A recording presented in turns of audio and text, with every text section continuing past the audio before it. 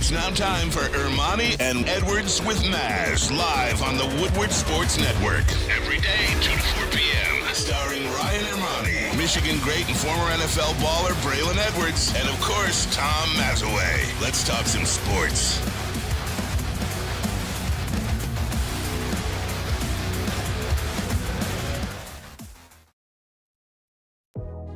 Hey, let's go. Wednesday show, July 12th, 2023. Ermanni and Edwards with Maz, Woodward Sports Network, woodwardsports.com, foxstudetroit.com if you're watching live. However you are watching, listening, consuming Woodward Sports, we absolutely appreciate you, and we appreciate you as well, Braylon Edwards. Good afternoon to you. Oh, well, nothing much. Ryan Ermanni, how you doing over there, brother? Oh, fantastic, my friend. It is a gorgeous, gorgeous Wednesday today. I mean, highs in the 70s. Perfect weather, man. Can't beat it. Perfect weather, feeling good. Got the Dispo shirt on. Shout out to Dispo. We will be there Friday at Hazel Park, and let the curls out, man. Tom Mazawey, how you doing, I was brother? going to make it, Maz, quickly, I was going to make mention of this. You are a handsome man. Why you cover that face with that ball cap every day, I just don't understand it, Braylon Edwards. Sports show. So, Oh. I wear the sports show for the Very sports cap handsome for the man sports you show, are. but I appreciate that. Right? I'll take it under advisement. I'll start to wear the curls a little more. Tomorrow's haircut day, so I definitely will have the hat off tomorrow. Love that. Definitely had a hat off tomorrow. Always hats off to you, Tom Mazawey. Good afternoon. Hey, fellas, I definitely like Bray without the hat. Without the hat? Because with the hat pulled down, I've told him, if I look quick, can't it looks like LeBron. And I don't like that look. That's all I got to say. So, great night last night. Bad night for me in bowling. But What happened in You've been having a bowling? couple of those I nights. sucked. I sucked He was last good night. last Tuesday. Yeah, He I was cost good. my team a couple of games. But you know what? We still won for the night. I stayed. I practiced a little bit more. Did you take Next a couple week- of dollars home? No money. Nah. It was donated last night. You took a little bit extra BP after the game. Yep. A little Took extra BP. extra. I punished myself and stayed. Couple extra free throws. Yep. Okay. Threw a lot of 10 pins. So No, I don't understand, though. If you win the night, if you won the night, you walk away with no money? Well, yeah, because it's a cumulative. At the end of the season, yeah. where your team is, that's how you get paid. And last night, if you're in the pots, which we all are, if you bowl a high game, you win. I didn't bowl any high games. Yeah. See, you That's don't all win there is to it. you don't win My every buddy, night. my buddy Mike Money Panuto win. won himself about $400. on my Panuto team. did? Oh. Yeah. Oh, I did call you? it. You know what I call him? The big ragu. Did you get broke off a little bit? He put a little something in your pocket? No, but he bought us some snacks. Larry Foote Okay. walk away with any cash last Foot night? doctor don't work in the summer. He don't. No, fall. He makes so much in the fall off you, this ragtag group of guys. Hey, football comes up in the summertime. Semi-retired. man. Tired. Larry Foote takes the summer off, but I got to watch the All-Star game, and again, I'm bowling, I'm watching it, but I watched as much as I could. I saw a couple of great catches in the first inning. Ronald Acuna almost knocks one out of the building. Acuna! Again. I mean, and then this vagabond catcher from the Colorado Rockies, Elias Diaz, 32 years old. He only made the team because each team's got to give. Got to get For the one. player. It's like Michael Lorenzen winning the MVP And that's for the American League. That was one of the things that I talked about. I was like, why wouldn't you send like a Spencer Torkelson so he can maybe have a moment? Like, I mean, this guy had a moment and he wins All-Star. Lorenzen kind of had a He moment. wins MVP. He did all right. He did okay. He got 2 batters out. He gave up a hit, a walk, and a strikeout. So Yeah. he got ones across the board. No runs. He did look good, by the way, on the red carpet. Very handsome guy. Beautiful wife and baby girl. Didn't make himself look too bad. It was really nice. So great game last night. And you know what? We forgot to talk about this. Yesterday, if the game would have ended in a tie, unbeknownst to me, home run derby. they would have had a home run derby. They would have had 3 batters from each squad. They talked about it last Most year. home runs win. And Yeah. we missed talking about that yesterday. I would have loved to see that happen. I would hate to have talked about it and then it didn't happen because then I really would have been upset. Maz, I was watching the game last night. Ryan, I watched the game. Maz and I enjoyed the game. I enjoyed it, obviously. We both picked the Nationals. I picked Mookie Betts to be MVP. It didn't happen. But, hey, Nationals still won first I time. picked Luis Ariz. He got 2 hits and a stolen base. And it's actually where I'm coming to is Luis Ariz. But watching the game, yeah, the Nationals win. The National League wins.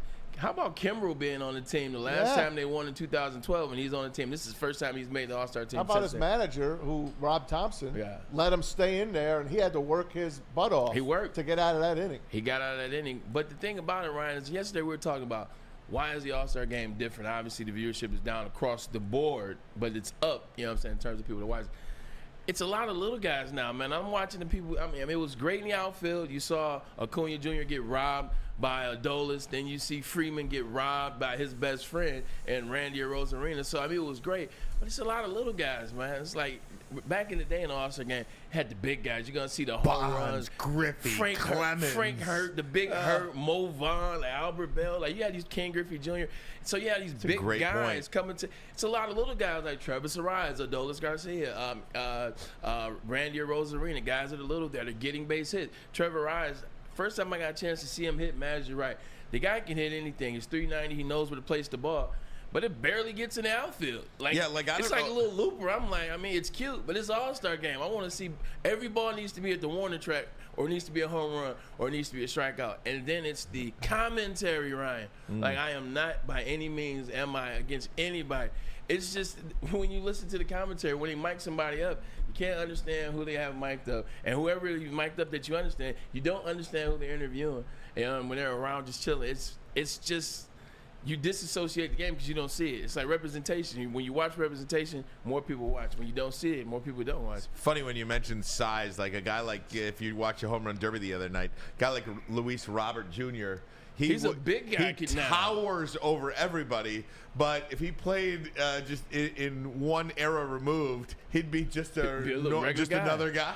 It'd be a regular, Alan Trammell type guy, size guy. I had a proud dad moment last night. What so was it? my little guy is 6 years old. He's not terribly into sports yet. He is getting there, but he is getting there. But I said, son, will you watch the All-Star game with me? And he said yes.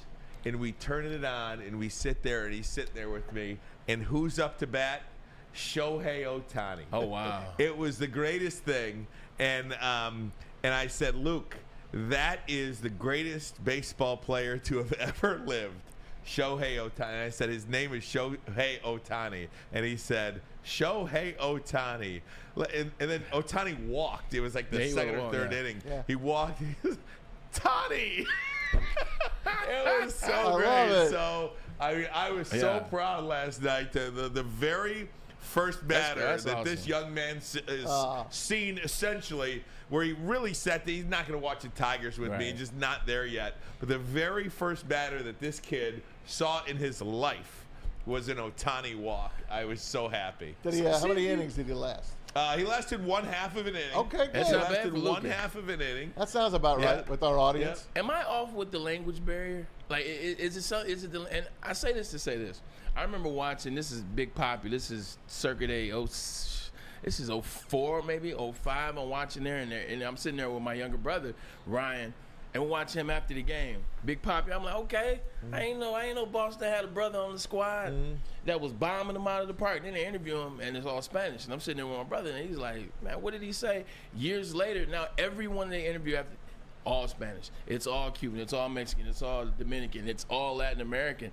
Like, I wonder, is that a disconnect for the game of baseball? We've been trying to talk about think it viewers. is. And a lot of it is, like, you watch and it's, I can't understand necessarily what they're saying. Like, I don't necessarily get involved with what they're doing. They own the game, but yet they don't speak the language. They don't speak the English. You know, does it have something to do with it? Maybe. I don't think it has as much to do as you may think at Yeah. all. I mean, you know what is universal? Baseball, the language itself, the rules of baseball, you understand them. I think that when Ohtani is up there, if he leads the Angels to a World Series championship, nobody cares. I look at the Tigers in 06. You know, you had Pudge and Maglio and Polanco. I mean, those guys did speak English. But then you had 30 other guys that spoke English. They would lead you to believe that they didn't speak as much English Right. as they actually do. So they have to I interview. mean, I can't tell you how many times you'd be in the clubhouse for the Tigers. You take a microphone up to Pudge Rodriguez and he said, no speaker. Meanwhile, you know what I mean? You know he does. Like, yeah. and you know he does. I don't think so. I really don't. Like. Think about my little guy, Luke. Is he going to like baseball because Shohei Ohtani does a good interview? No. he's going to like baseball because Shohei Ohtani hits bombs and strikes people out.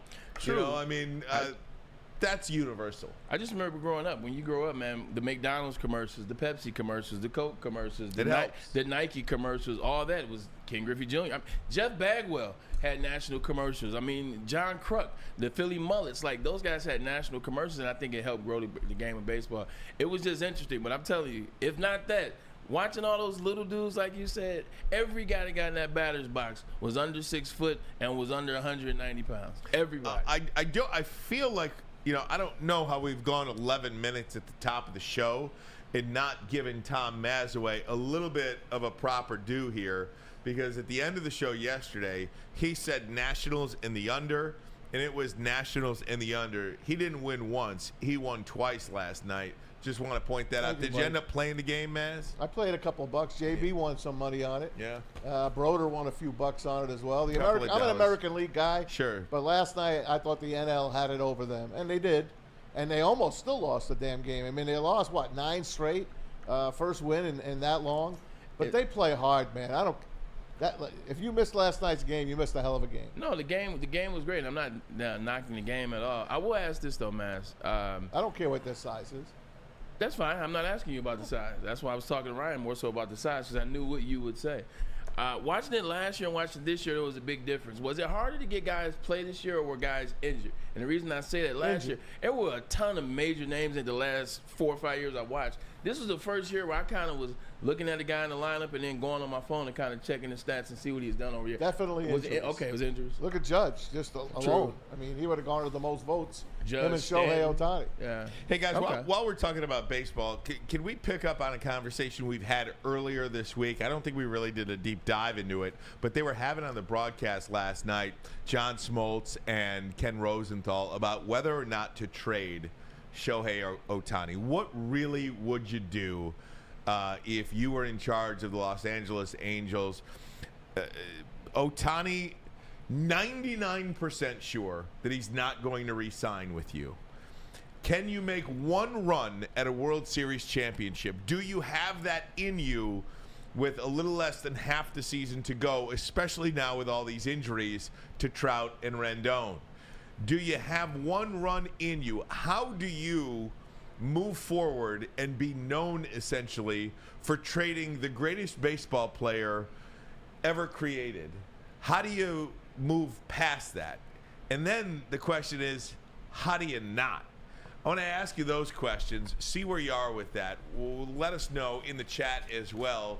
WoodwardSports.com chat. We'll get there next. But first, a message from Les Stanford, Chevrolet, Cadillac, Buick, GMC. Les Stanford has expanded into Ferndale, a trusted name for over 50 years. They now have the Buick GMC brands, the same great service that customers have come to know. You can go check out that dealership on Woodward, just south of 9 Mile. And, of course, looking for a Chevy or a Cadillac, Les Stanford in Dearborn, where they have been on Michigan Avenue for over 55 years. You can find the brand you want under one umbrella, LesStanford.com, LesStanford.com. Find new road. Find them.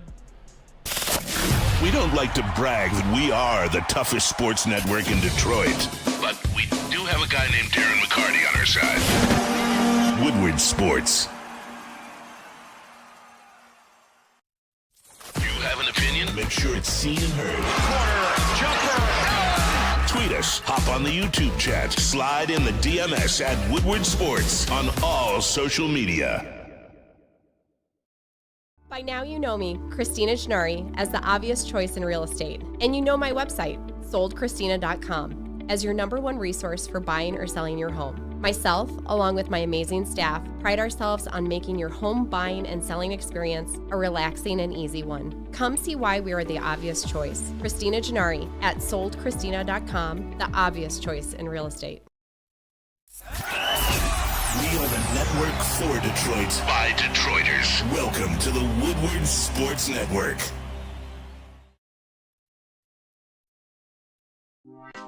Woodward Sports Network, JB in the house. Parker is here as well. JB in the audio booth and Parker Brown technical directing. We appreciate you guys for doing that. And of course, all the guys in the back who work so hard on social clips and everything else that you see all over the place, flooding the social media networks. Ryan, Noah, Lucas, appreciate you guys as well. Braylon Edwards, I want to pose this question to you. Last night, Ken Rosenthal on the broadcast said it is very unlikely that the Angels would trade Shohei Ohtani. John Smoltz followed that up with, I don't know how you don't trade him because you've had him for 5 years before and you haven't done anything. What would you do? Right now, the Los Angeles Angels sit at 45-46.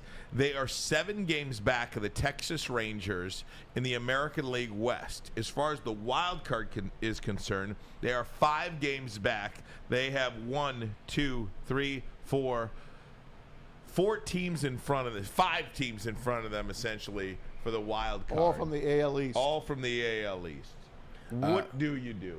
You got to trade him. You know, and I understand what the Anaheim Angels owner has pretty much gone on record and say he's not going to trade him. He does not want to be the owner that traded away the greatest trade in sports history wherever they would trade him to, Shohei Ohtani. But you got to trade him. Like, to sit there and get nothing for him, I wouldn't try to go out with a bang and bring in some moves and attack it. They're 4 games they're 4 games outside of the tie for the wild card right now. 5 games, 5 teams behind. They haven't even finished 500 once since Shohei Ohtani has been there. What's to say they're going to do all that and finish now? Oh, by the way, Mike Trout's on the IL. Like, why would you try to attack it now? And they've lost 9 of the last 10 games. 100%. So it's the writing on the wall. That's not going to get better, even if you attack it and go after it. Not to mention he's nursing a blister. We don't know what the hell is going to happen with that. You got to trade him. You have in your possession the prize. And for people saying that, well, you know, if they trade him, they're not going to get this, that for him because people know they're trying to get rid of him. Yes, you are, because they get first crack at him. They don't have to wait until the season's over. He's an unrestricted agent. And now you're going to lose the bidding war against the Dodgers or the Giants or the Mets. You trade him now, you get something for him. Hey, do me a favor, Parker. Throw that tweet up. Yesterday, during the All-Star games, Alex Rodriguez said something, and a lot of people called him drunk for saying it. A little bizarre. It was bizarre, but is it really? Mike Trout's been there the better part of 11 years, and nothing has happened.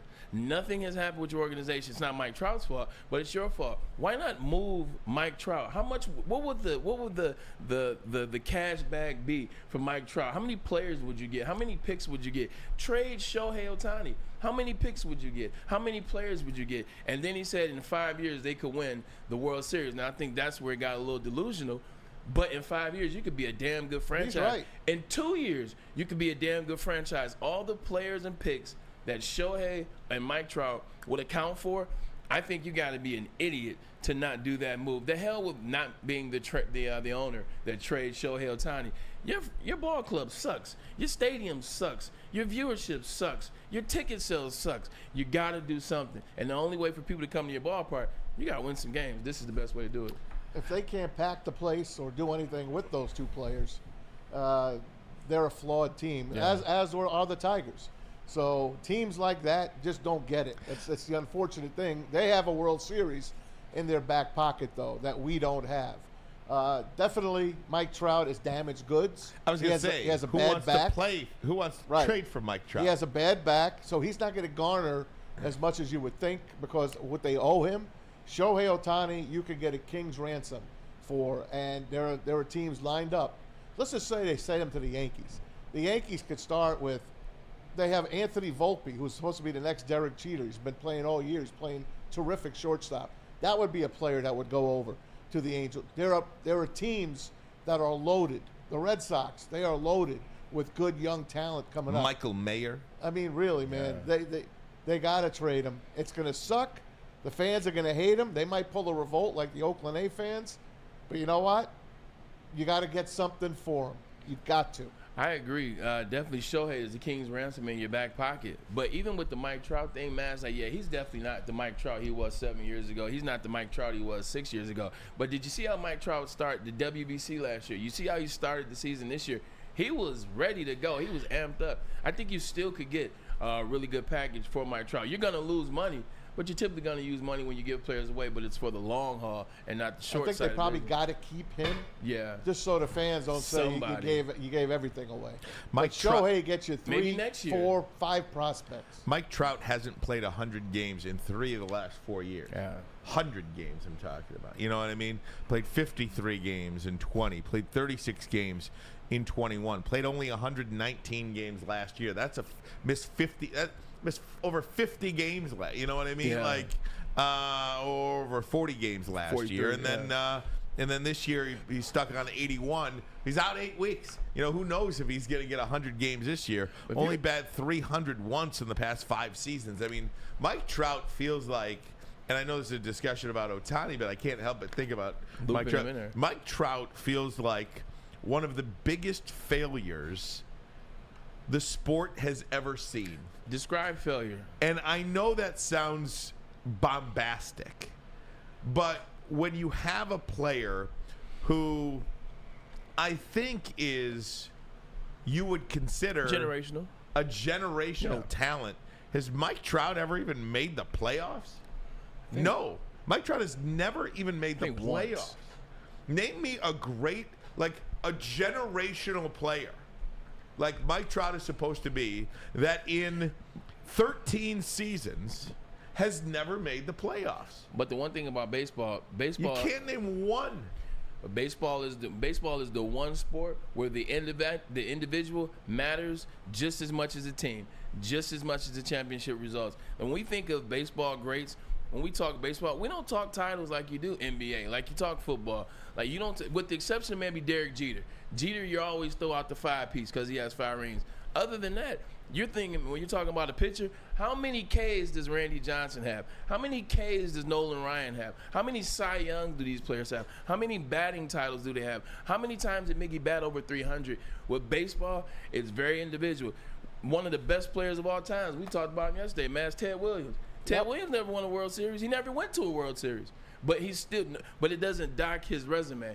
When baseball is a different sport. If you're great individually, you're fine in baseball. And with Mike Trout, he's finished MVP in that league, I want to say 6 times, and he's finished in the top 3 a total of 9 times or something, 10 times, something ridiculous. His legacy is set. It just sucks that a guy that talented, his team hasn't allowed him the privilege of getting to the playoffs. Without having done the research, okay? Yeah. Without having done the research, there are 342 members of the Baseball Hall of Fame. 270 players are... 270 of the 342 are actual players. Some are managers and other things. No. I mean, I don't think, and yeah. As I'm just talking about this, I haven't done the research on this. I would venture to say that of the 270 players, there's no more than 5 guys on this list that never made the playoffs. Yeah, I agree.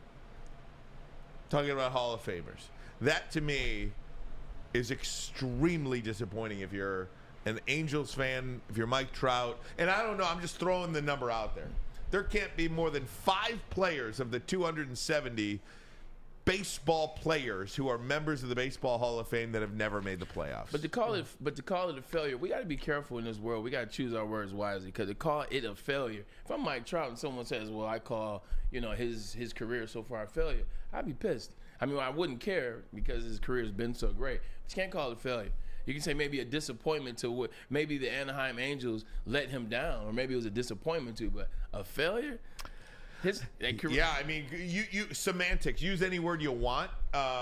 Maybe failure's too strong. Use any word you want. I mean, look at the Golden Gloves. Look at the MVPs. Like, look at the All-Star. But again, this ain't swimming. This ain't the Olympics. But this you know what I mean? But this is baseball, right? Like how many stars in baseball do we talk about them individually? Home runs last year. The New York Yankees. They got beat in the second round playoff, but Aaron Judge hit 62. That's what we're talking about. I understand. It ain't tennis though. You know, you're like it is a team sport. They're a flawed team. They've been run like the Tigers have in the past 10 years. But it's not. They are a bad team, but they have a World Series to their mantle. So do the Tigers. 10 years before Mike Trout showed up. But that's not Mike Trout's fault. That's not Shohei Ohtani's fault. So to call Mike Trout a failure because his owners don't know how to spend money because they don't know how to put players around him. All right, let me add a word. Yeah. The tenure, Mike Trout's tenure in Anaheim, in LA, has been a failure. Once again, if you look at his tenure, Like, how many Golden Gloves? Individually, he's a Hall of Famer. Okay, there it is. So you can't call his tenure a failure. It would have to be. Would you call the Angels' tenure with Mike fine, Trout? the Angels are a failure. Okay, I give you that. Okay, the Angels are a failure. I do not consider the Detroit Tigers' 10-year run a failure, but a lot of people would from 06 to 16.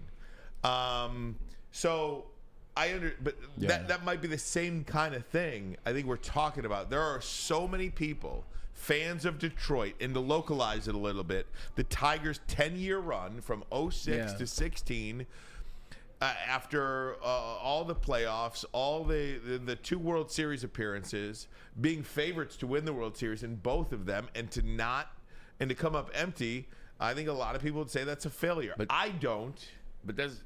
But see, now I'm confused. How don't you consider that a failure, but you consider Mike Trout a failure with the Angels? And the only reason I say that, there were a lot of experts in baseball. Man, as you guys said this, I listened to you guys talk about that period in time. The Tigers were the best team in baseball. Hands down. They were the best team in baseball. They had the 2 best pitchers in baseball. Now, maybe they weren't where they are now, but they had a team, a squad. They got down there and messed it all up. They didn't finish the deal, but they got there, and they were good enough every year to get there. That's a failure, especially being picked to win. Both times you were picked to win, the odds were in your favor to win the World Series, and you didn't win. At no time in Mike Trout's tenure with the Anaheim Angels were they supposed to do anything. He was, and he did. That's why I say it's the Angels' fault. Like the Tigers, that is a letdown. Right. That is failure. Blame the Angels, however you want to do it. There's no Verlander and Scherzer on that team. But how don't you call the Tigers a failure? But you call they made it to 2 World Series. And they were picked to win. They lost both. A million moments. Did they win in 10 years? I mean, we're talking about the Tigers. In 10 years, did they win? No, I mean, that's like saying, no, I don't think. But they were the best team in that period. When you're the best team in a 10-year period, you got to come home with some hardware. No, the Colts eventually won. I don't think it's a failure. No, I think it's a big disappointment, but I don't think it's a failure. I think when you make the playoffs, you are filled with moments that will be in your mind forever. When you have 2 World Series appearances, 2 American League championships, I do not consider that a failure. I'm talking about not even making the playoffs. I think that is a failure. By the organization. Fine. That's true. During having this player like Mike Trout and Shohei Ohtani and not being able to make the playoffs, that is a failure. Okay, so are the Chargers a failure in the NFL? They had a 10-year run where they were considered one of the best teams in the AFC, and they could never even get to the dance. They couldn't get to that. Whether it was LaDainian, whether it was Phillip Rivers, they had a squad. Would you consider your time at Michigan a failure? Yeah. I would not. I would not. We won 2 big. We definitely didn't do that. We won 2 Big Ten titles. Yeah. But my senior year, we backed into the Big Ten title. The only reason why we shared it is because last game of the year, Iowa beats Wisconsin. So then we get to go to the Rose Bowl because of Iowa had gone the time before. To me, that was a failure. In my junior year, we go out to USC. I drop a pass at the beginning of the game. We never recover. That's a failure. Like, I look at my time as Michigan. It was great. It had moments. But in the overall goal of what it meant to be Michigan, it was a failure. Fair enough. Yeah. Good conversation. It is. Hey, coming up next, explosive new stuff out on ESPN regarding the John Gruden NFL Daniel Snyder scandal. Ooh. That's taking center stage once again. Week. We actually booked Dan Lust, the sports attorney to the stars. He's on Twitter at SportsLust. We booked him to talk about the Pat Fitzgerald situation, and we will do that. But we'll also add this Gruden. Really, it's a story about Daniel Snyder and how everything backfired on him, but a lot of Gruden stuff involved as well. Talking to Dan Lust next. But first, a message from Planet Fitness. There we go. Got excited. Right. Summertime is a great time to join Planet Fitness and beat low E. Planet Fitness is your home of the judgment-free zone where anyone, and I mean anyone, can feel comfortable and work on their fitness goals. At Planet Fitness, you'll experience a squeaky clean gym with tons of equipment, a full body workout in just 30 minutes in a 30-minute circuit, and all memberships include fitness training. Your fitness is essential and a key part of your physical and mental well-being, which is why Planet Fitness has partnered and invited teens between the ages of 14 and 19 to work out for free all summer long with their high school summer pass. For more information or to join today, visit your local Planet Fitness or check them out online at planetfitness.com. Love Woodward Sports? Love wearing clothes? Then you should be wearing Woodward Sports clothes. Check out our full line of merch at woodwardsports.com. Just click on shop. We have all your favorite designs, like Dan Campbell kneecaps, Woodward Golf, and of course, our own logoed out merchandise. Men, women, infants, kids all love Woodward Sports. Impress your friends. Impress your boss. Impress your dog. Buy Woodward Sports merch today.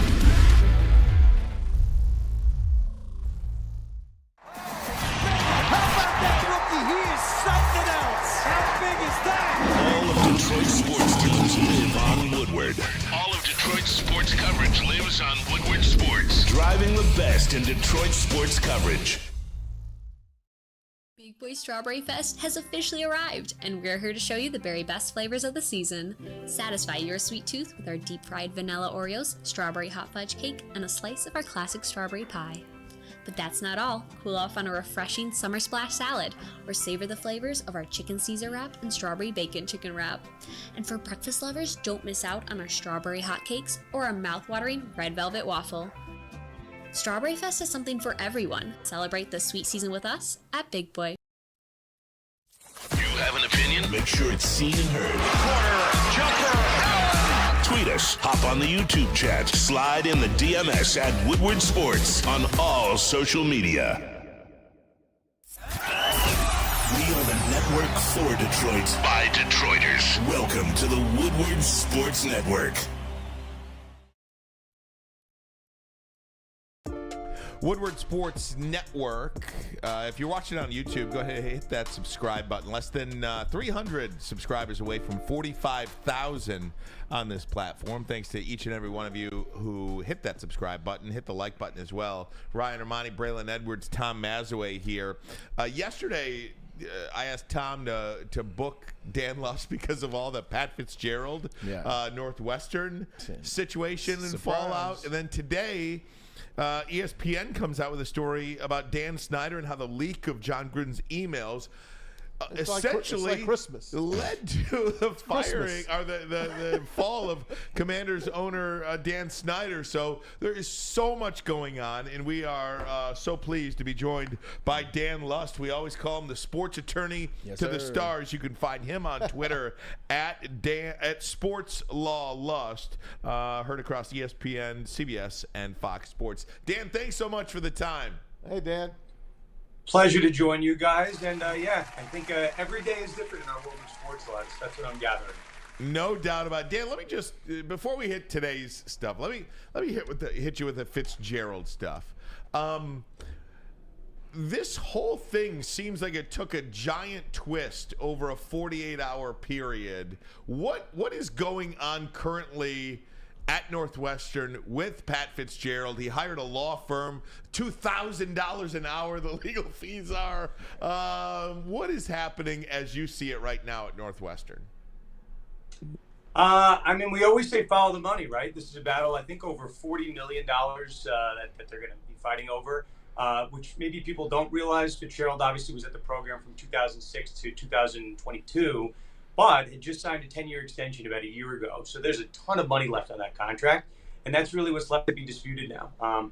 I think there was an independent law firm separate from this $2,000 an hour invoice that I think the term was substantially corroborated the underlying kind of hazing allegations. Yeah. So I don't really think it's a matter of was this whole thing made up? It was just really a question of whether or not Fitzgerald knew or should have known. And I think Northwestern answered that question as whatever valve you want to go down, whether he knew or he didn't know, both of those are fireable offenses in our estimation. Dan, what's going on? It's been a while since we've talked.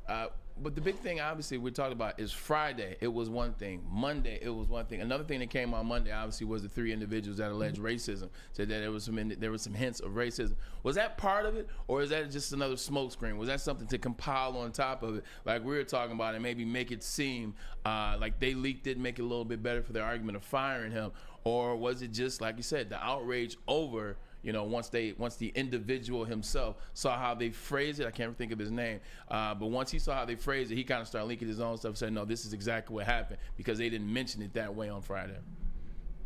Well, that's the argument that, Fitzgerald's camp's going to have. Like, what new details did we learn between Friday when we were talking about a 2-week suspension and then, like, the actual termination?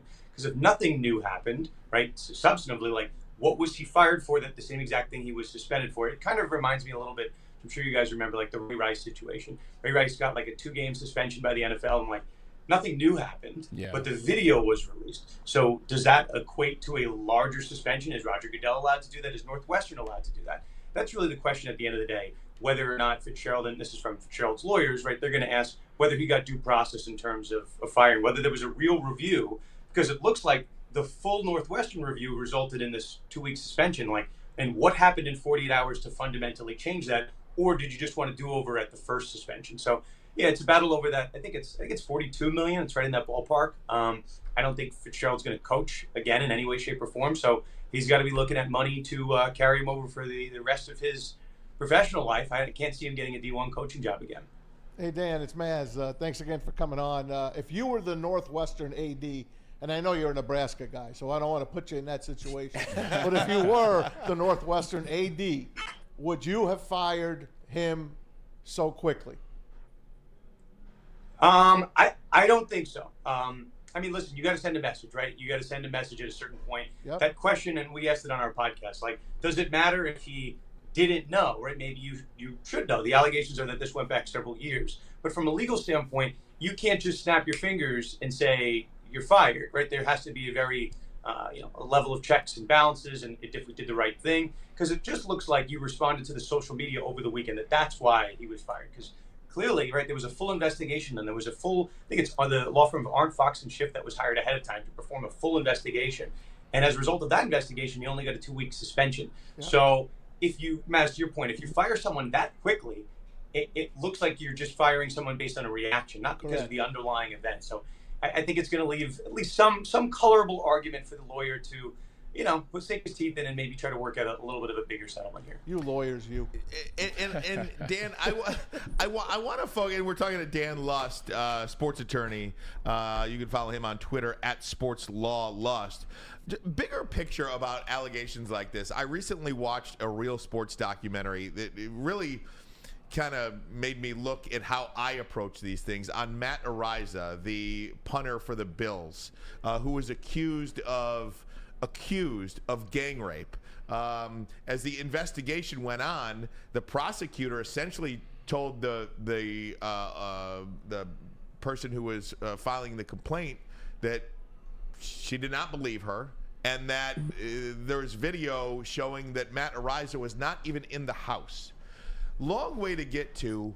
How do organizations, whether you're a professional sports organization or Woodward Sports Network that we're on right now, how do you deal with allegations? What is the appropriate way to deal with allegations without due process? The Pat Fitzgerald situation, the Matt Ariza situation, it just seems like an allegation alone is enough to be fired for. Yeah, I mean, sometimes, right, again, I guess we should preface this with, in our court system, right, everyone is kind of innocent until proven guilty. The preponderance of the evidence standard is one that has to show where, like, someone that's bringing the claim, they still have to prove, they have the affirmative burden to prove that something happened. So whether it's civil court or criminal court, whoever's bringing the case has to prove it. It's not, we don't just assume someone's guilty because of allegations. So Matt Ariza was an interesting one, right? It ends up those charges get dropped. He's now getting a second chance in the NFL. But I think you raise a larger question. Another case that we should bring up, another Pat, right? Pat McAfee and Brett Favre had that big lawsuit where everyone was covering the Brett Favre cases, and there's been no adjudication on the merits. We don't know whether Brett Favre did it or didn't do it, right? But when you cover those stories, right, for you guys, and I tell my clients this, that speak kind of professionally for a living, right? you have to use those allegedly, reportedly. We're hearing this. There's a rumor. This isn't my own independent reporting. And then on the team side, like, how does a Matt Ariser get released? How do people get released from their contracts? Sometimes there's language in the contract, right? It doesn't mean that you get convicted of a crime or something like that. Sometimes just the actual nature of getting charged with the offense or arrested or sued by someone, that can be the triggering event. Look no further. I think it was Coach Beard in college basketball coach not that long ago. Was let go at the actual charge. Doesn't matter that the charge is actually ultimately dropped or adjudicated in his favor. Sometimes those contracts have language that allow you to be released upon the charge, upon the arrest, which, from all intents and purposes, maybe as a company you want to have that in there, just so you don't have your star talent like in handcuffs without a way to fire them, right? So, as they say, and that's why they hate the lawyers, right? Devil's in the details.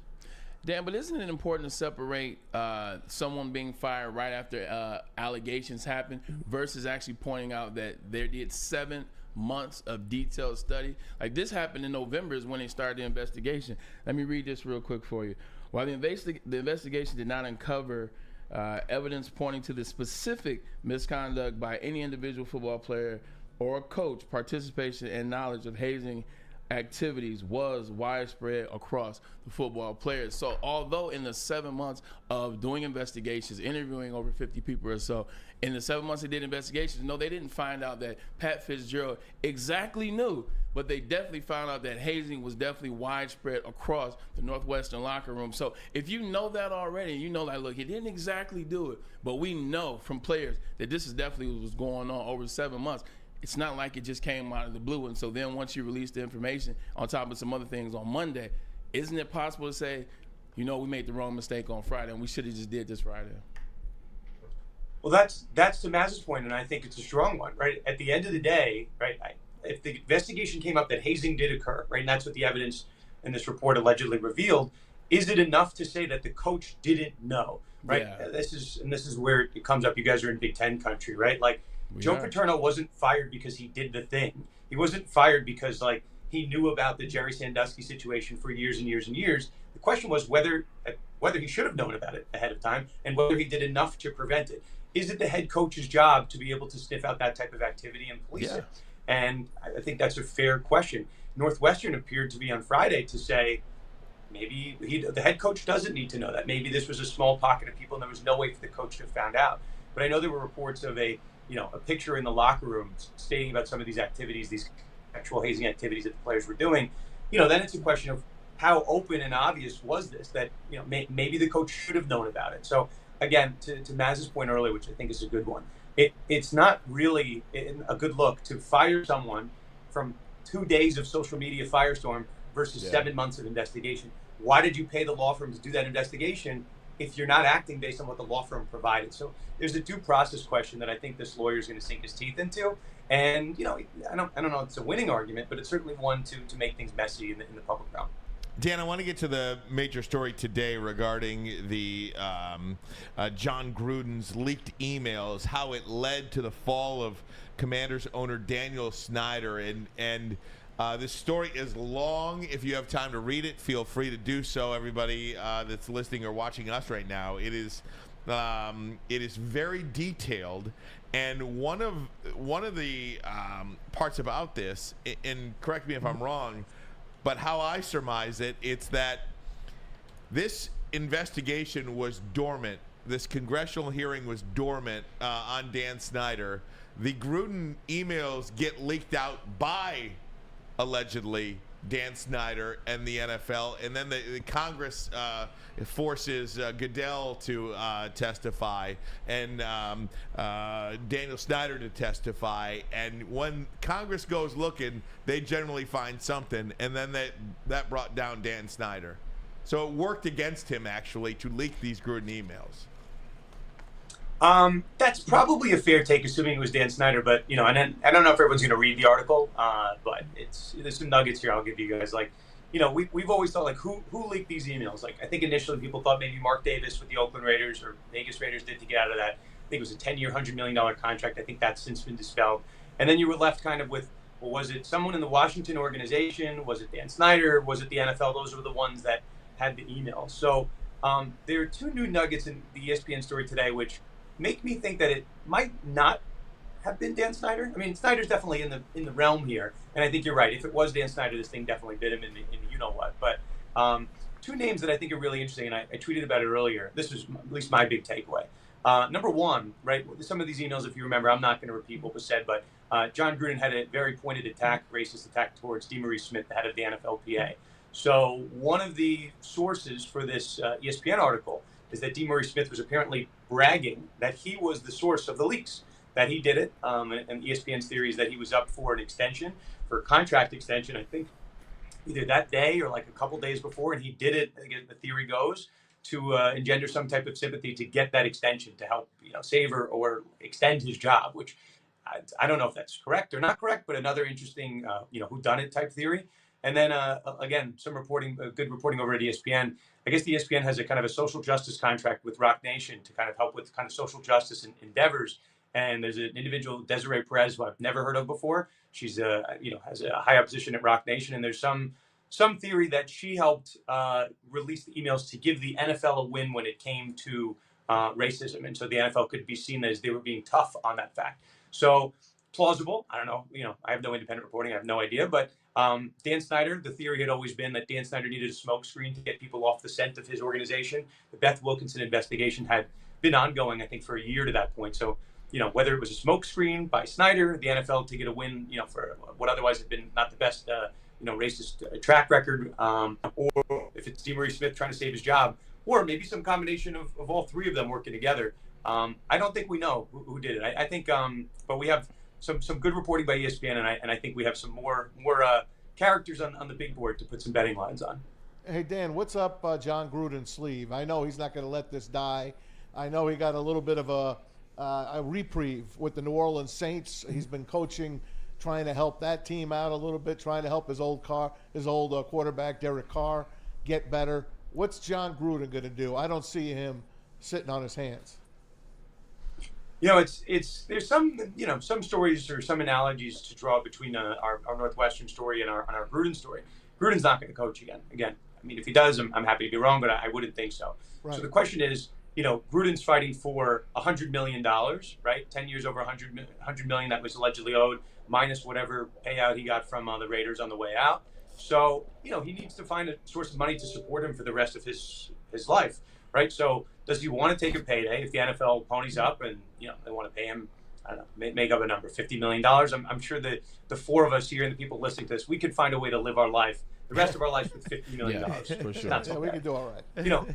But what Gruden is telling people is that he is not settling this case. He's going scorched earth, and he wants revenge. So if you did want the money and you didn't want to just settle, what you would say is, I'm going scorched earth, I'm not settling, and dare the NFL to give you a number to have you think about settlement. That's the way to drive up the number. If you're taking Professor Lust's advanced sports law class, you do something like that. But, we'll see. I think Gruden's going to take this. I mean, right now, the NFL's been trying desperately to kick this to arbitration, so we don't see it.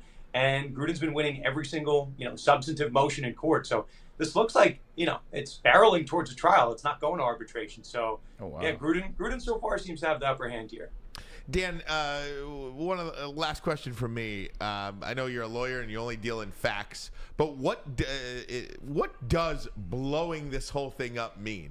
What does that possibly mean? Is that against Roger Goodell, the NFL? I mean, what possibly could that mean? The owners, I don't even know what that means, really.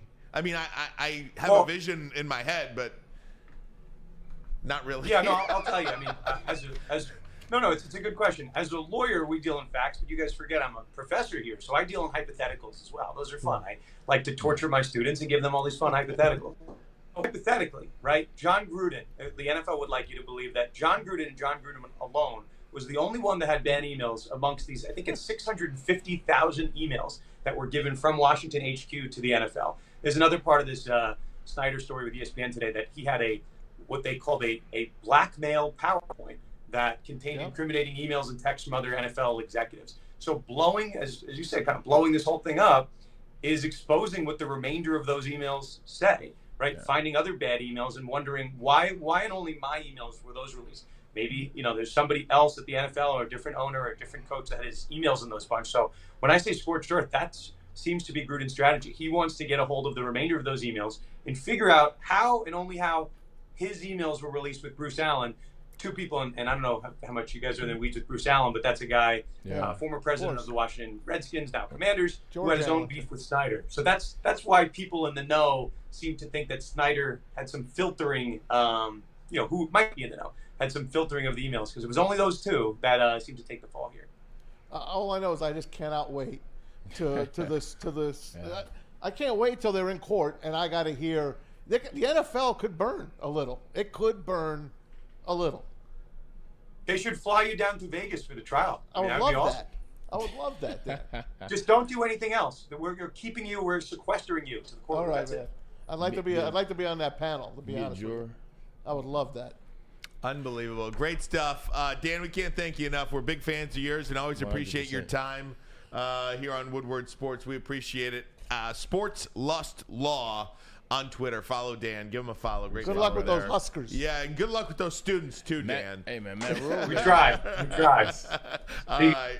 We'll see you. Guys, we're going to get a break in. We'll react to this. Much more of the NFL scandal. What does burning the house down mean? John Gruden vows, quote, to burn the NFL's house down. That's an end quote. That's a good thing. And why does Gruden hate the NFL? This is great stuff. I'll have that for you next. But first, a message from Randy Wise. All right, guys. How's it like to be a famous athlete, or at least play golf like one? That's right. You can be like Braylon Edwards and Darren McCarty, just like average Joes like us, going out in the golf course and playing and getting treated like a celebrity. Thanks to Randy Wise Automotive and Woodward Sports, you'll be able to do just that. It's the Randy Wise Celebrity Golf Tour. Make sure you make the wise choice and keep it right here on Woodward Sports for all the details. How about that rookie? He is something else. How big is that? All of Detroit's sports teams live on Woodward. All of Detroit's sports coverage lives on Woodward Sports. Driving the best in Detroit sports coverage. Introducing the Planet Fitness Guide to getting that post-workout glow. Step 1. What's your why? More epic energy? Better sleep? Blow off steam? Step 2. Join Planet Fitness for just $10 a month and get moving in our clean and spacious clubs. Step 3. Bask in that post-workout glow. Join Planet Fitness today for just $10 a month. Join today at any of the 50-plus Detroit area locations.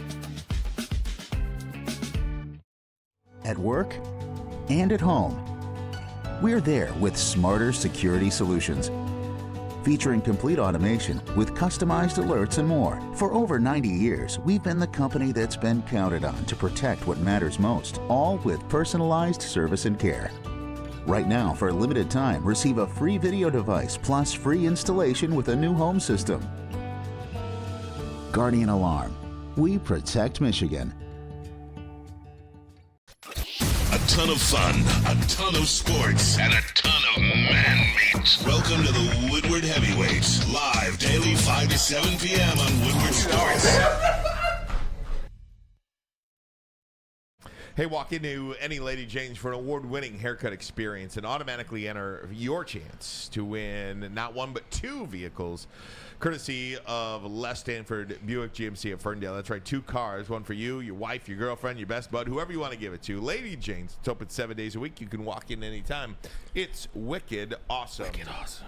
So we just had Dan Lust on, sports attorney, talking about the bombshell story today that came out regarding the John Gruden leaked emails and how that really led to the fall of Commanders owner Daniel Snyder. A major miscalculation, they are calling it. Mark Davis told Gruden, F the NFL and F Dan Snyder for leaking these emails. Among this reporting, who was the leaker of the emails? Who was the leaker of the emails? According to this story on ESPN.com, top NFL executives include Roger Goodell, Sources believe he potentially is one of them, allegedly. NFL Players Association Chief DeMaurice Smith. Ding, ding, ding. Smith bragged that he was responsible for leaking the racist email referring to him, and an associate with direct knowledge told ESPN. The leaked email was published on the same day Smith faced a union vote to retain the job. And a third person, Desiree Perez, the CEO of Rock Nation, which the NFL paid $25 million to help with social justice issues, potentially was there seen as, let's get this out there, as a win for social justice in the NFL. Daniel Snyder's name is also among this list of 4 people who potentially it could have been, or people in their orbit. But what does it look like to blow up the NFL? Braylon Edwards, I'll give you a crack at this. You have not had a chance to weigh in on this. What does it look like for the NFL to quote-unquote blow up?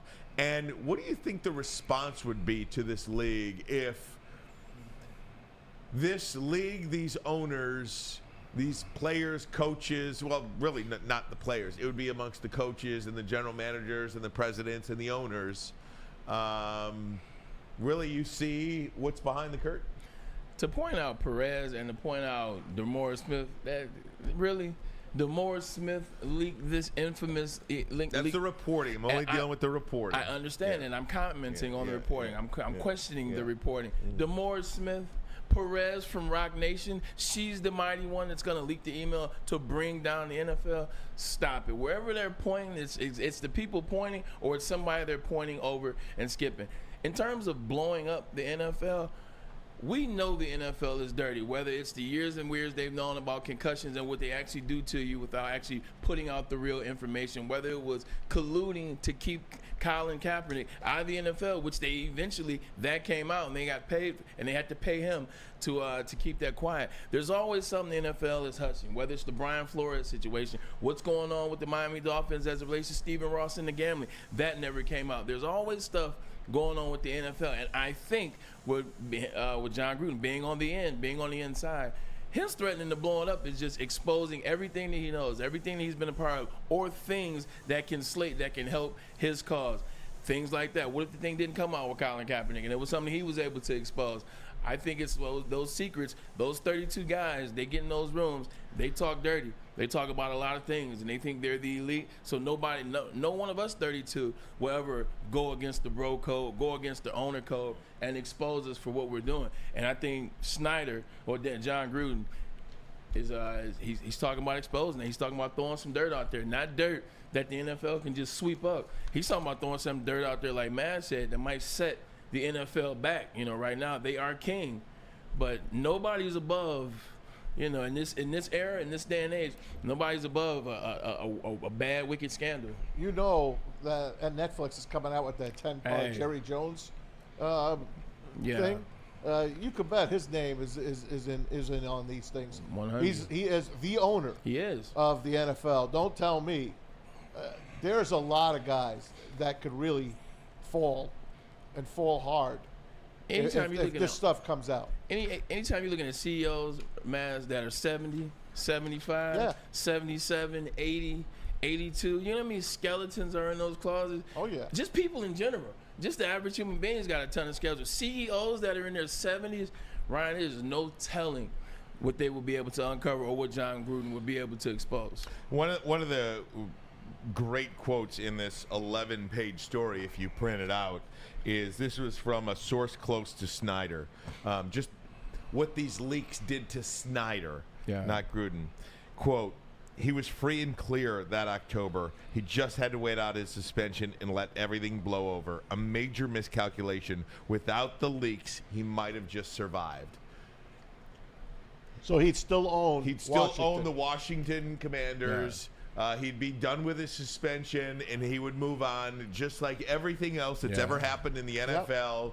You just wait. You let it blow over. Domestic violence with Ray Rice, concussion it all goes away. It all goes away, and this was about to as well. The only reason it didn't go away was because the leaked emails drummed up some more workplace misconduct conversations, and Congress got involved, and then you had to testify before Congress under oath what was going on. Yeah. And then Congress would not let it go, and that is why this whole thing blew up. You could bet, and I totally agree with what Braylon said earlier. 100%. Colin Kaepernick is probably how many emails were put out? 650,000. There's like 300,000 on him.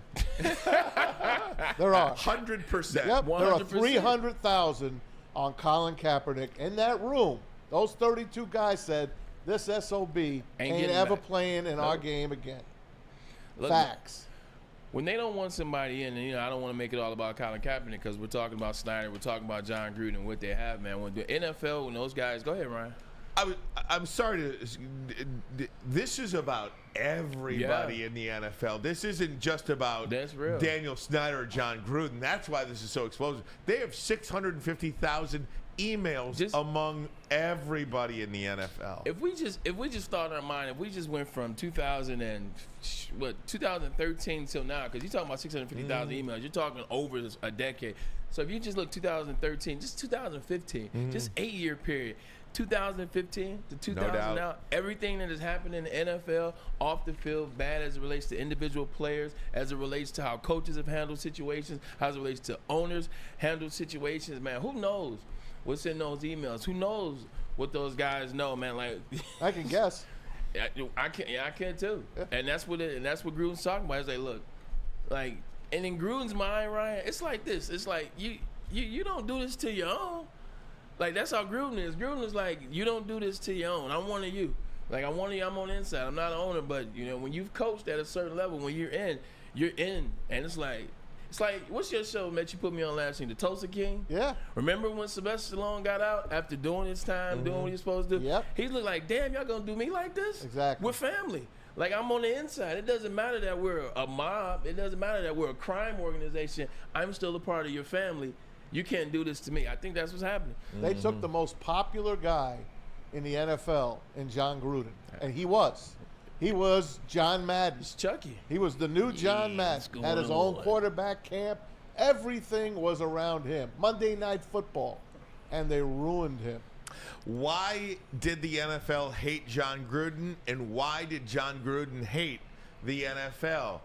I'll have some insight on that based on this reporting. And cap or no cap. We got a big second hour coming at you. But first, a message from Big Boy. All right, guys, the Strawberry Fest is still going. It's the summer, so get on down there. Start your breakfast off with the strawberry hotcakes or the mouth-watering red velvet waffle. If you're not in the mood for breakfast, how about that strawberry bacon chicken wrap? Bacon makes everything better, so does strawberry. And how about that summer splash salad for a little refreshing so you save some room for dessert? The strawberry pie, the classic strawberry pie. How about that deep fried vanilla Oreo or the raspberry strawberry hot fudge cake? Get it all. Plus, you can just order a Big Boy at your local Big Boy. We aren't quite sure if they consume more beer or sports. Either way, the heavyweights are here. Live on Woodward Sports, daily 5 to 7 p.m. How would you like to win not one, but 2 vehicles of your choice? One for you and one for your wife, your girlfriend, or your best bud. Get to Lady Jane's today for an award-winning haircut and automatically enter for your chance to win. Courtesy of Les Stanford Buick GMC of Ferndale. Lady Jane's, open 7 days a week, walk in anytime. It's wicked awesome. The only sports network in Detroit that starts with a W. Because we win. Woodward Sports, Detroit's winning sports network. Yes, and the Dispo family live at their Hazel Park location this Friday. That's right, 2 to 7. It's us, and then it's the heavyweights 5 to 7. Dispo, recreational only 21 and up, but man, is it good? They have the best premium grade stuff that you want to get. Hey, like Ryan says, you want that pot, you got to go to Dispo. See you guys Friday at Hazel Park. You want that pot? You want that pot? Guys, hour number 2 of the program, Cap or No Cap, coming up next. Ooh. But I do want to get into this. This part of the reporting almost has nothing to do with the leaked emails, but everything to do with the core issue. Out of the 650,000 emails, why the hell was John Gruden's emails leaked? Like, of all the emails, why was John Gruden's leaked?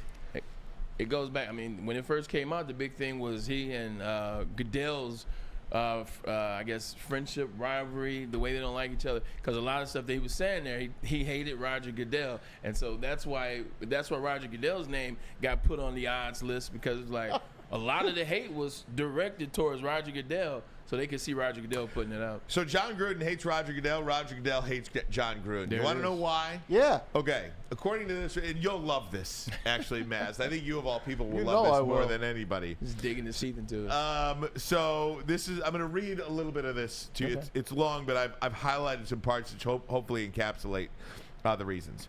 So Gruden had his reasons to believe Goodell and the league office had it out for him. The reasons were planted by Al Davis, who taught Gruden to hate the NFL office from the moment he hired the coach in 1998. 8 years before Goodell became commissioner, Davis often told Gruden that executives at 345 Park Avenue played favorites. Classic Raiders paranoia.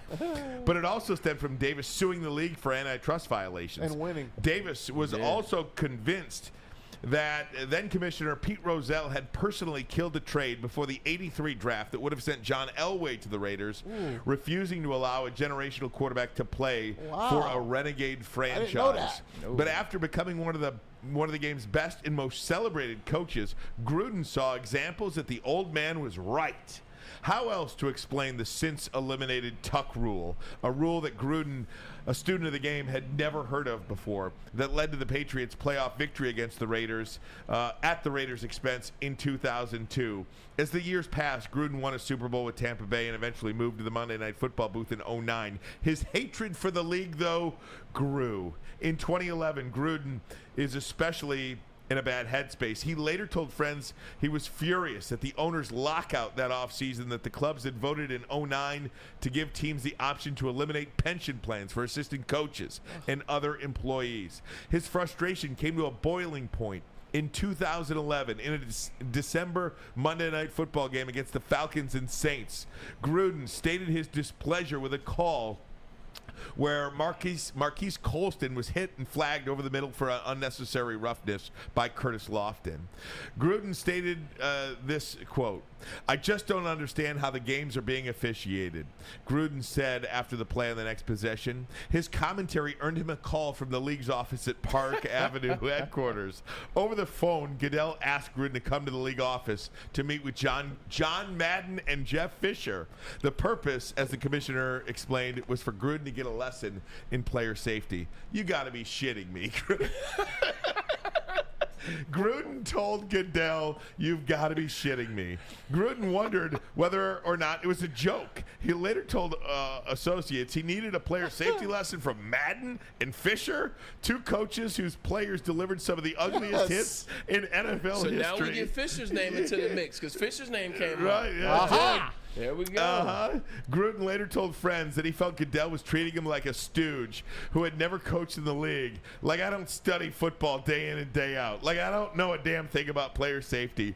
Gruden never went to that league meeting. Gruden never went to the league office for that meeting. He can do that. One other point. And then I'll stop because this is long and it's got a litany of different points, but I like this one. Gruden burned with suspicion when Mark Davis was elbowed out of a 3-team derby to relocate to Los Angeles in 2016. Despite owning the most popular team in the market by far, those feelings intensified in 2020 when Gruden was in his third year as Raiders head coach. The league fined the Raiders $500,000 and fined Gruden $150,000 and stripped the team of a 6th-round draft pick due to COVID-19 violations. And that was after the league had fined the team and Gruden a total of $350,000 for violations earlier in the season. Mark Davis offered to pay Gruden's $150,000 fine, but league officials insisted Gruden do it on his own. Livid. Gruden was pissed. He appealed the fines, but ended up writing the checks. He paid that fine. After he did, his friend Sean Payton, then the Saints coach, who was also fined for COVID-19 violations, called him and laughed. "I never paid the fine." Yep. Adding, other coaches also refused to pay. Sean Payton told Gruden, You're the only dumb fuck that paid. Yep.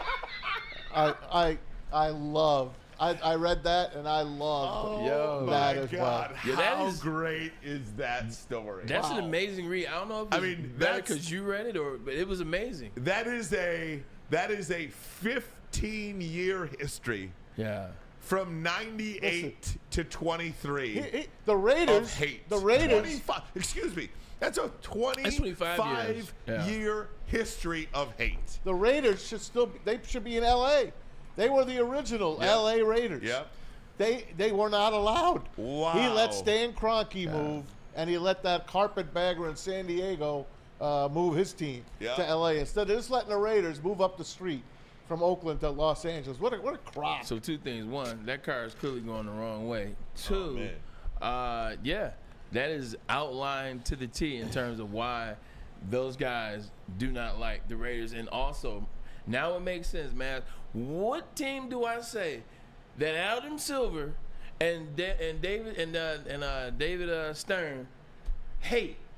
The Pistons. The Detroit Pistons. Who did the Detroit Pistons link up with in the 80s? Oakland Raiders. The Raiders. They're L.A. Raiders. The LA Raiders at the time. They gave us all their gear, but our stuff was black and silver like that. It's the same thing.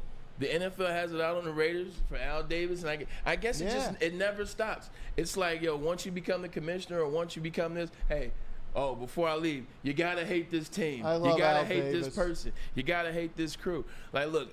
Now, Gruden had some emails in there and all the other stuff, and that's a whole nother story to what he was talking about. I don't agree at all with him or everything he said, but in this particular point, man, you're looking at a timeline of things that shows you there's some biases towards the Raiders and everybody that's involved with them, i.e. John Gruden. And you see why John Gruden. And they're going to get the last laugh by being in Vegas. They're going to dominate. They're going to dominate. They probably, That probably was payback. It probably was like all right, we got to give him something. I think Al Davis is smiling from heaven. Well, it is funny that hate was instilled. That paranoia. Watch the 30 for 30 guys on Al Davis and it's great. And Alvin Pete Rozelle. It's phenomenal. I think I look at it like this, Ryan. As we were listening to Dan Les did a great job of outlining kind of, the moves that are about to be made and how long it's going to take. I'm going to tell you like this. Everybody's throwing their guns out there. Everybody's throwing their big guns on the table in terms of John Gruden versus the NFL. They'll probably get all the way to the court, and then there'll be a last second. They want to see how far is John Gruden willing to go, because he's not clear either. Like, he's got some stuff in there, and the NFL knows it too. They're like, how far is John willing to go, knowing we have stuff on him too? If John stays the course, if John gets to the trial, I think they'll give him a heavy suit, but they're going to get all the way to the initial courtroom date, the trial, and then they'll settle. I've been watching a lot of I don't think he'll squeal. No, he won't. Because he's got stuff in there too. And he's got friends that he don't want to screw. Exactly. I've been watching a lot of Suits lately, man. So I'm on this law stuff. Really good. Really good. That was good stuff. That was amazing. I love they told him to go and meet with John Madden and Jeff Fisher. I love he didn't go to that, but he paid the fine. Oh my gosh. Hey guys, cap or no cap next. Good one from Tilly Train on the chat that said, yeah, but Sean Payton's still in the league. The most talented people aren't always the ones that keep the jobs. It's the ones that kiss the most ass. Yep. That keep their jobs. Don't I know? Facts. I was about to say, you know something about that. Oh, God. Hey, gang, let me tell you about Guardian Alarm. They're your local security experts and have been for over 90 years. When you see that black and yellow sign out in front of your house, it tells the bad guys one thing. Stay out. Whether you are at home or on the road, they're 24/7 professional monitoring, customized solutions from real experts, and technology backed by people means you are backed by the best. Call this number right here, 1-800. Stay out. Number again, 1-800. Stay out. Call them today. Tell them Woodward Sports sent you. Stay out. Can't get enough Woodward Sports content? Head over to woodwardsports.com right now for up-to-date sports articles and great entertainment news. We have the best writers, bloggers, and coverage all at your fingertips. Head to woodwardsports.com right now to experience all Woodward Sports has to offer. Introducing the Planet Fitness Guide to getting that post-workout glow. Step 1. What's your why? More epic energy? Better sleep? Blow off steam? Step 2. Join Planet Fitness for just $10 a month and get moving in our clean and spacious clubs. Step 3. Bask in that post-workout glow. Join Planet Fitness today for just $10 a month. Join today at any of the 50-plus Detroit area locations. We don't like to brag that we are the toughest sports network in Detroit, but we do have a guy named Darren McCarty on our side. Woodward Sports. The only sports network in Detroit that starts with a W. You know, because we win. Woodward Sports, Detroit's winning sports network.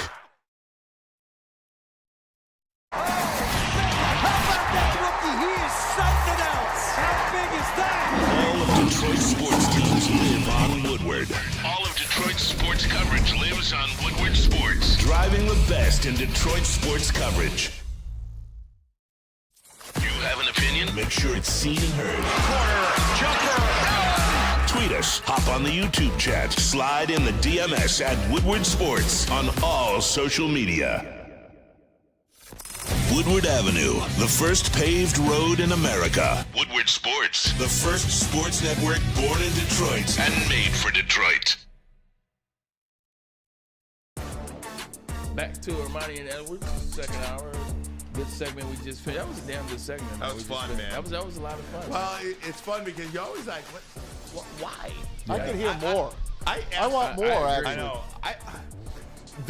Those three letters right there are probably the biggest question. Like the biggest three. Yeah, the biggest three letters in the English language. W-H. Why? Why? Why do you do? You know what I mean? It's great, and even it ends in a Y. Yeah. So it's like when I used to sell cars, I had a sales manager named Ken Rezchek. I'm still friends with Ken. Hey, Kenny. Ken Rezchek. Anytime like you a bring a hockey deal up, you know, when you're working a deal with your customer, then you got to bring it to your manager. And every time I brought it up, no matter what I said, he would say, "Why?" And I was like, "Because they want." He says, "Why?" Why did he do that? Because he wanted me to. Because it's the question. So give me an example. I couldn't. Do you know I still, when I write him on Facebook or see him, I always say, "Why? Why?" That's all he ever asked me. Because he didn't want an excuse. He just wanted me to solve it. Yeah. He wanted me to Get solve it done. it. Get the damn thing done. Get it done. Why do they only want to pay $250? Because they're poor. Why? Because the husband only works one job. You know, and he would just continue to badger me. I couldn't stand it anymore. I actually hated his guts, and now we're like the best of friends. It's a powerful word. That's all I wanted to say. Yeah, Why? Why? That's what he would say to me. You should never told me. I'm always doing that to you now. Like when you give me an answer. I know. Yeah, I'm gonna mess you up on that. I know. Why? Seriously, why? Why? But it is a Randy, pretty big why? question. Yeah. I'm so intrigued by the car business now, Tom. I want you to give me an example of a deal that you took to. You can. Another time. Okay, very good. Another time. Braylon Edwards, I believe today is Wednesday. So that means it is the day that we like to play Cap or No Cap. Why? Look at that. Look at that graphic. Why? All Because right. we had nothing on Wednesday. This is true. Cap or no cap? We got Top 10 Thursday. We got Fill in the Blank Friday. We had nothing on Wednesday. This is true. Why Wednesday? Why Wednesday? Why? When she looks like Jerry from Succession. I saw a dude today, by the way, just speaking of she looks like means Turn there will into a be people watching guy. nothing to the audience. I saw a dude today. I was sitting in my car on the phone, guy walking down the street here. I thought it was Jerry Seinfeld. Oh. It was not Jerry Seinfeld. This guy looked exactly like Jerry Would you Seinfeld. have said something to him this time? Yes. 'Cause Other than like in Florida where you didn't say anything well, to him? Jerry was flanked by two guys. I don't care. Yeah. Like what area were you in? Right here. Oh, you're in Birmingham. Yeah, right here. Okay. I was parked outside of the phone. That makes sense. You got a good spot today, by the way. I got a great spot Great today. spot. Great spot. Jerry Seinfeld in Birmingham. That sounds about right. All right, here we go. Cap or no cap? Came up with some topics. Let me know if you like them. Cap or no cap? Here we go. Wemby will make the All-Star game this year. Cap. He will not make the All-Star He game. will not make the All-Star. He'll be in the rookie. He'll be in the rookie Rising game, Stars. Rising Stars, and the rookie sophomore game or whatever it is. So no. Okay. Tom Mazawey. No cap. Of course he's going to make it. Thank you. He's the face of the NBA besides LeBron James. Thank you. That's a slam dunk. Book it. Parker, you in on this one? Cap or no cap? Wemby All-Star game. It's no cap. It's another situation like Blake Griffin. It's definitely no cap. Gonna be another name on that list of rookies that make the All-Star game. 100. I love this segment, by the way. I'll have you know. It's no cap, Ryan. It's Victor Wembanyama. We've been talking about him the last 3 years. Like, they want him to make it. He's an international foreign player. He will make the All-Star game. Now, he may not start, but he's definitely going to make it. Here's the one for you. Alex Rodriguez commented about trading Shohei or Mike Trout. I think it's a good idea, so I threw it on here. No cap or no cap, Shohei and Trout will be traded by the Angels. Doesn't have to both be the same year, but they will be traded by the Angels. Cap, only because I think Mike Trout is untradeable. I think he's an untradeable player because of his contract and health. Okay. He is never available to play. So you're going. So I just don't think somebody's going to pay him $40 million a year to not play. All right, so we're going cap. Maz? I have no cap. I do believe that they will be traded. There you go. Now, I know it's going to be a little harder to trade Mike Trout eventually. I think they'll find a suitor, probably the Yankees, on the last couple of years of his deal. He is a New Jersey boy. I could see him coming back to the East Coast and finish his career as a DH for the Yankees. But Shohei, he's a goner. Maz, ballsy move. I'm going to agree with you. I think they do trade both. I think you got to get something for Shohei. You got to get something for Mike Trout. And I think you'll be able to get something for Mike Trout. You saw how he started the season. You'll see that. Here we go. Tonight starts quarterback on Netflix. Today was announced that Hard Knocks is going to pursue ahead with the New York Jets. That tells me that Hard Knocks is nervous, and they want to get the best team possible. You want to get Aaron Rodgers, New York, and everything else. So with that being said, cap or no cap, Hard Knocks will see another year after this year. Now that is a great question. There we go. That is a great question. I'm going to say no cap. So this is it. I think this might be it for Hard Knocks. No cap means it's done. No cap would mean this is the last year. It means true, basically. I think there will, let me say this. I think Hard Knocks, as we currently know it in its current form, is done after this year. Right. So, yeah, okay. We'll see that would another be year, no so cap, that would be, right? Technically, it would be cap. That's what I thought. That's what Maz was right. Cap. Hard Knocks will see another year. Cap. Maz? I say no cap. No, because you think it will see another year. I still think it'll see another year. I think they'll change a couple of things up. Maybe they'll move the time. Okay. Maybe they have other teams that they haven't used. Maybe they can go back and reach back into the Wayback Machine and pull out some of their best ones and go back and visit that team. I think they at least get one more year. JB, I'm bringing you in on this one. Hard Knocks will see another year. Cap or no cap? I think I got to go with cap on this one. I think they're done after this. It's a wrap. I think they're done after this. I don't think teams are willing to open up their doors behind the scenes and let them know and let them in on a lot more things now, especially given how embarrassing last season was and the mid-season with the Cardinals was. I think teams are like, nah, we're done. We're closing this door, this chapter. I agree with JB, man. I say cap. I say it's over. I say it's over. They will not see another year. I think when you look at the NFL this year, you look at it on Netflix, the quarterback, the situation is done. I think even if you look at HBO, people don't tune into the HBO TV shows anymore, the shows anymore, the series anymore. They're not as good. They're not as captivating. So I tend to watch more other streaming sites. So you're right. Netflix might have it, man. I think it is a wrap. If it wasn't for Curb Your Enthusiasm, I don't think I'd have HBO anymore. All right, here's another one. And I've had it since Rocky was out. Tom Cruise today came out with Mission Impossible 7, Ryan Ermanni, and 8 comes out next summer, 2024. Cap or no cap, Tom Cruise needs to stop making these Mission Impossible movies. Tom Cruise needs to stop. I think that's false. So I'll say no cap. Oh, cap. Tom Cruise needs to stop? Yeah, I think after 8 it's over. So I'd say cap. Okay. Yeah. So you're good with this After 8 it's okay. He's the biggest draw at the box office. Yeah. He won with Top Gun. He is going to single-handedly save the summer market box office with Mission Impossible. Depending upon what comes out in 2 years or a year and a half, whenever Mission Impossible 8 comes out. I've never seen Mission Impossible. What? I've never seen Mission Impossible. 1996. It was legendary. But nonetheless, He can stop after 8, but I think he's doing a hell of a job. And I'm no Tom Cruise fan whatsoever, but he pulled me back in with Top Gun Maverick. Hey, man, don't you talk about Tom Cruise. That's my guy. Maz, cap or no cap, Tom Cruise needs to stop making Mission Impossible after the next 2. That's cap. You keep it going? Keep it going. James Bond went on for years. There's like 5 different James Bonds now. That keeps going. Why not just keep this going? Because, like you said, with the James Bond, it was 8 different dudes. it's Tom Cruise. Hey, right. He's only got one body. He makes one movie every few years. Why not make it a big blockbuster? This is true, man. All right, man. I got about 4 left, man. You want to take a break? Yeah, let's take a break. Come right back when we do more with Braylon. Cap or no cap. But first, a message from 5 Iron Golf.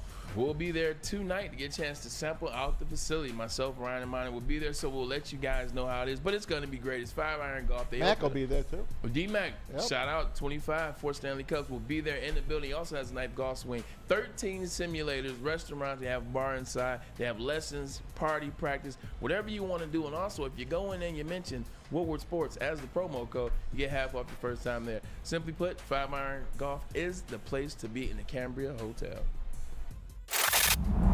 Love Woodward Sports? Love wearing clothes? Then you should be wearing Woodward Sports clothes. Check out our full line of merch at woodwardsports.com. Just click on shop. We have all your favorite designs, like Dan Campbell kneecaps, Woodward Golf, and of course, our own logoed out merchandise. Men, women, infants, kids all love Woodward Sports. Impress your friends. Impress your boss. Impress your dog. Buy Woodward Sports merch today.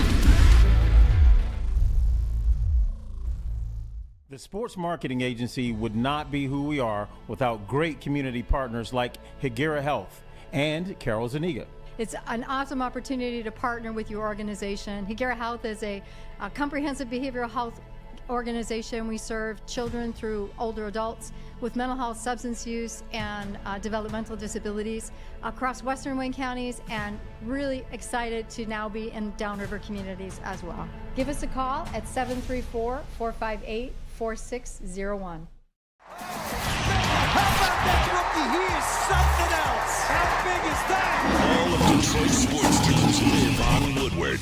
All of Detroit's sports coverage lives on Woodward Sports. Driving the best in Detroit sports coverage.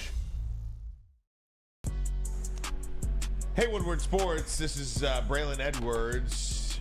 Well, he's Braylon. I'm Ryan, and that's Tom. We've got Parker. We've got the great JB, Jeremy Bryant. Dude does like every show here. He's the friggin' man. Superstar. He gets it in. Yes, he does. Puts in his work. Absolutely. We were just talking about movies and cap and no cap. You know they have the new Willy Wonka movie coming up? I know. I like that. I'm glad for the kids these days. It's hard. Braylon, it's hard. Like, my kid loves like that stuff. It's hard for the kids to get into a movie from 1971. It's got 50 years of advancements in technology. Make a new one. You know? The one thing I will say, these movies that we adapt from Germany, we adapt from Europe, we adapt from other countries, don't go back and read the book sometimes. Don't go back and read the original book, the original story. Because I read the Willy Wonka story, and I'll just say I'm no longer eager to see any more Willy Wonkas. I tell you that. Don't read the original books because they scare you. Right. Anyway, back to cap, no cap. Here we go. Pat Fitzgerald is fired. I'll come back to that one because I can't even read that one. Gruden's cap or no cap. Gruden will settle. No. You know, that's a really great question. Can I just explore that before I say cap or no cap? That's a really important question because you like to take your time on these kind of things. Yeah. I do. I do.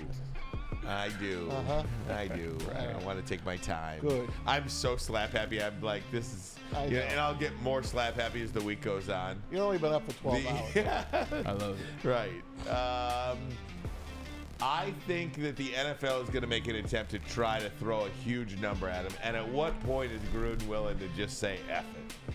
You know what I mean? Is it like if you have, it's kind of like Tiger Woods. If you have $700 million, you can say no to, or excuse me, if you have $2 billion, you can say no to $700 million somebody's trying to pay you. Right. So, long story way to get to John Gruden, if he has $100 million already, You could probably say no to $50 million, but you ain't saying no to 100 or 200 million just to say go away, John Gruden. Yeah, I feel like this. I feel like you're in a situation you're not gonna say no to half your worth. Right. I put you like that. If he's worth 100 and you offer him 50, I'm taking the 50. Like, unless I know I'm in a situation of. How much would he make a year as a coach? $10 million a year. And he'd be coaching for another 10 years. That's $100 million. Yeah, but I can get 50 for right now. You could turn $50 million into $100 million. Exactly. And just by living off the interest. I know. True. But if he wants to break their balls. Yeah. Maybe meet in the middle. Like if I say 100, you say 50, maybe 75, and we shake hands. Done. I'm good with that. I'm good with that. I'm good with that. I think he settles. Yeah. So I say no cap. So Rye, are you no cap? No cap. I say no cap. No. I say he settles. I say he takes it as long as he could, and he settles. Yeah. So no cap. I agree because ultimately I don't think he wants to bring people down. He wants to scare them to death. Yeah. Man, sometimes to be scared is worse than actually stuff coming out. Yeah, they got to live with it. The uncertainty. The uncertainty. Let's draw this out for another 5 years as he's laying in the sun. Lions will be a top 10 defense, cap or no cap. I'm gonna say, cap. I can't go too crazy. Can't go I'm too say crazy. Top 15 defense. Now that report we saw last week had them ranked 17th. I think they were gonna finish. Tom Mazawey, cap or no cap. Lions will be a top 10 defense. I said they'd be a top 15 the other day. You did. So I got to stick with it. So I'm going to say cap. Parker, bring you back in on this one. Lions will be a top 10 defense, man. What do you think, brother? I think it's top 15. I mean, there's so many good defenses that are just going to be on top of them all year. I'd say cap. Ooh. Sadly. JB, what you got for me, man? Cap or no cap? Lions. I think I'm going to be the only sole one on here to say no cap on this one. I'm taking them to be a top 10 defense. They have improved greatly over this offseason. On paper. On paper. It just has to transition to the field, which I believe it shall. No cap. Paper Lions. This is true. I see you, JB. I'm going with JB, too. I'm going no cap. No cap. I'm going the Lions to be a top 10 defense. I know what I said about the interior defensive linemen. They did not necessarily improve like I want to. But something about the secondary, something about Cam Sutton and something about C.J. Gardner-Johnson. Those guys love each other, too. Something about a team that is I heard they're bringing back Luther Ellis. Get out of here.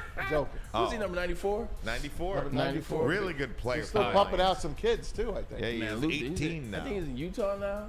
He's in Utah. Makes sense. Pat Fitzgerald, cap or no cap? Pat Fitzgerald's guilty. Of what?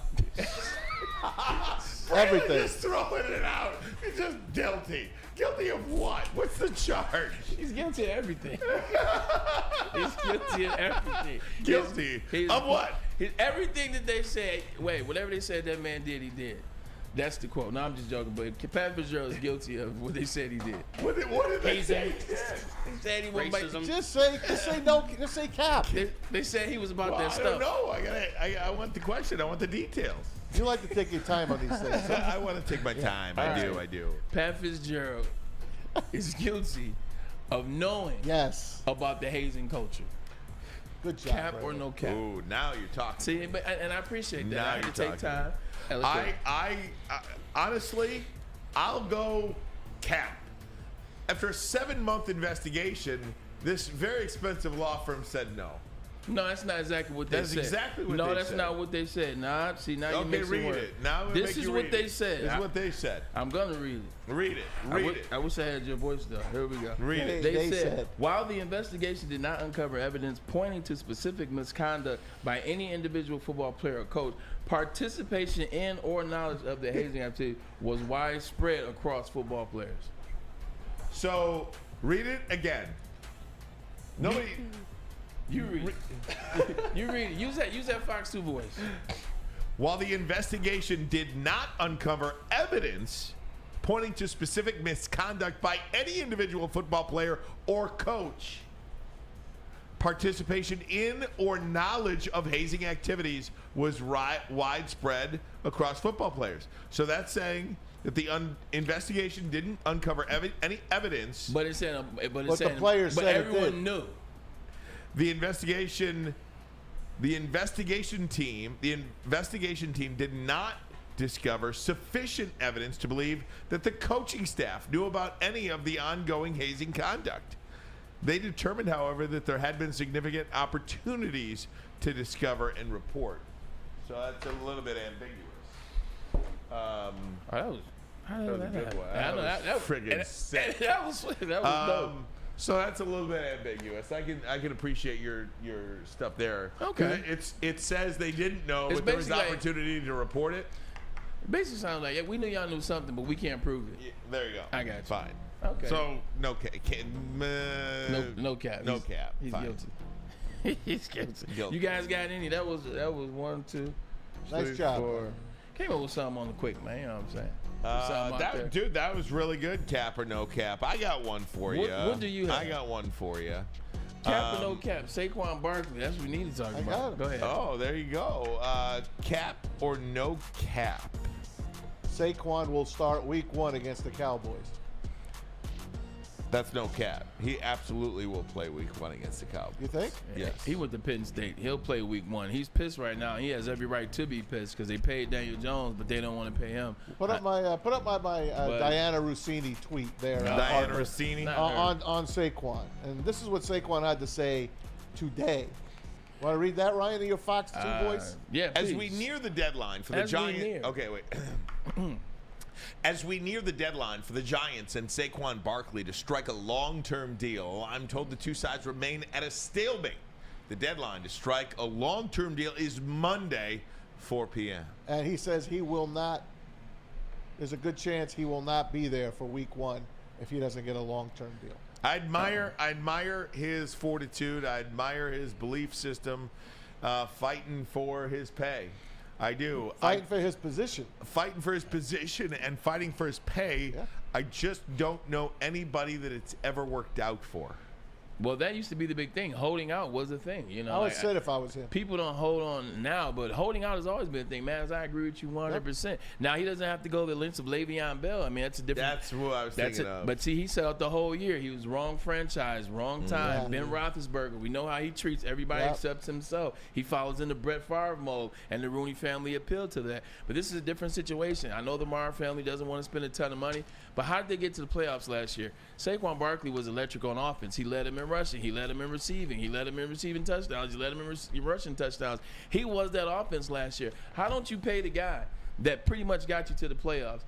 Like, how don't you pay that guy? Look at his workout ethic. I just don't understand it. This isn't an individual that gets in trouble off the field. He's not distracted. He's not somebody that you're like, oh, there is another commercial. There is another this. That guy is there. That guy wants to be there, and he helps you. Like last year, you said prove it last year. He proved it. Mm-hmm. So I just think he's in a unique position from the running back standpoint. Ryan, running backs have no leverage in this NFL. We know that. His situation is different because the quarterback's not necessarily that good. When you look at Daniel Jones, what do you see at Daniel Jones? Nothing special. You don't see a guy. You don't think of Patrick Mahomes or Justin Herbert. I don't think it's Jared Goff. Exactly, and so that's why Saquon Barkley is in a unique situation as a running back sitting out. So answer my question: cap or no cap? Saquon will play week 1 against the Cowboys. No cap. Okay, so you say he will. Yeah, I think he'll play. Yeah, I think it's no cap. I think it's kind of like the Gruden lawsuit. He's going to take it as long as he can, but in the end, he's going to be there. And then if he misses camp, you know what happens. They always get hurt beginning of the year. That's what sucks. And he's out 6 weeks. Saquon just doesn't seem like the guy to miss camp. Like, you know, I don't know him well, but I've seen a lot of interviews, and he just doesn't seem like the guy that would sit out of camp. Oh. Definitely wouldn't miss the season, but sitting out of camp, Saquon's a workhorse. He's a team guy. Like, he's a Penn State guy. We are Penn State. It doesn't say I'm Penn State. It says we are. So I think he'll be there, but he definitely wants to get paid and deserves to get paid. Hey, one of our guys in the chat, RJ Graham, he's here every day. What's up, RJ? Shouts out to him. He said his kid couldn't get into The Wizard of Oz. And there you go. It's just, you know, the kids of today watching the movies of yesteryear. Yeah, right? it's hard. I can't get my kids to watch an older movie. I mean, you can see, like, the fake background. Yeah. Not only that, You too. know? Like, I know. it's so much. You can? Yeah. Oh man, like I watched the it. Titanic the other day, and I'm like watching the Titanic, and when they're on the ship at the front, I'm like, you clearly see this is a studio. Like, it's still great. You can? Oh hell yeah! What are you talking? It looks like the Truman Show. You're like, oh, the ceiling's falling. You forget, I watch Batman still. You know, when they're climbing up the roof.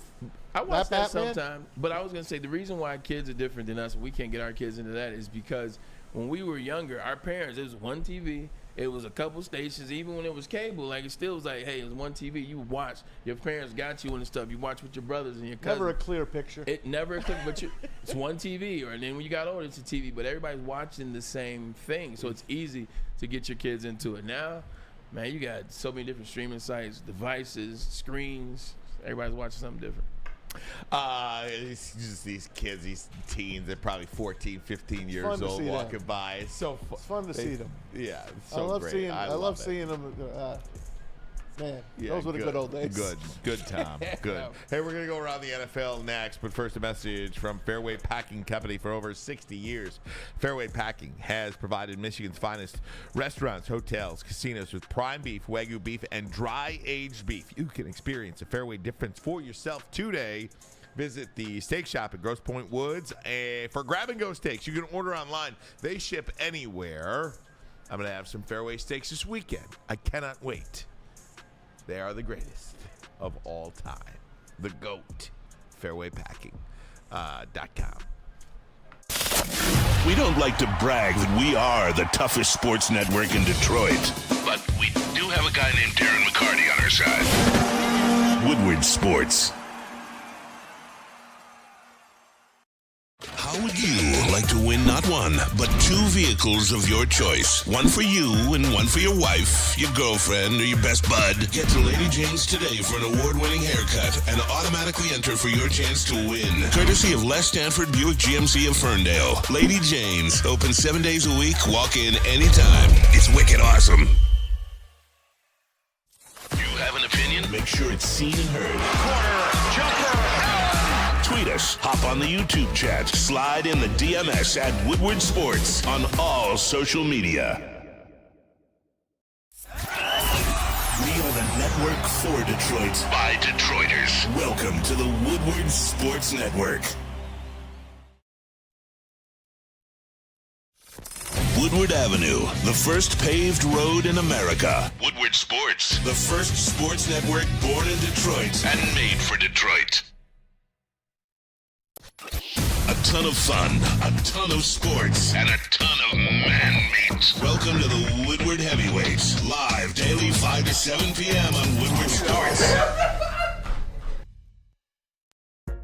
Hey, WoodwardSports.com. Let's go around the NFL. Tom Mazawey. All right, we told you earlier today that, yes, indeed, the Jets are indeed the official team on Hard Knocks. Adam Schefter reporting today. We've been talking about it for weeks, but the cat is officially out of the bag. The Jets are going to HBO's inside the NFL's, not inside How do you think this is going to affect Aaron Rodgers? I don't think that's the question. I don't think it's going to affect Aaron Rodgers. As someone that's done Hard Knocks before, been there in New York in the big market, and you really didn't know they were there after a certain while. And Mark Sanchez was able to deal with it. And Aaron Rodgers definitely has more poise than Mark Sanchez does, and that's no knock against my former quarterback. It's just Aaron. We know what Aaron is able to deal with.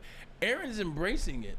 Like, Aaron has been embracing this the whole step of the way. Ever since he's been in New York, he's working with the receivers. He's working with the team. He's there. He's working out. He's lifting weights. I mean, they showed the picture. I was just going to bring that up just now. His tricep was jacked in the picture, so he's definitely been a part of the off-season workout program.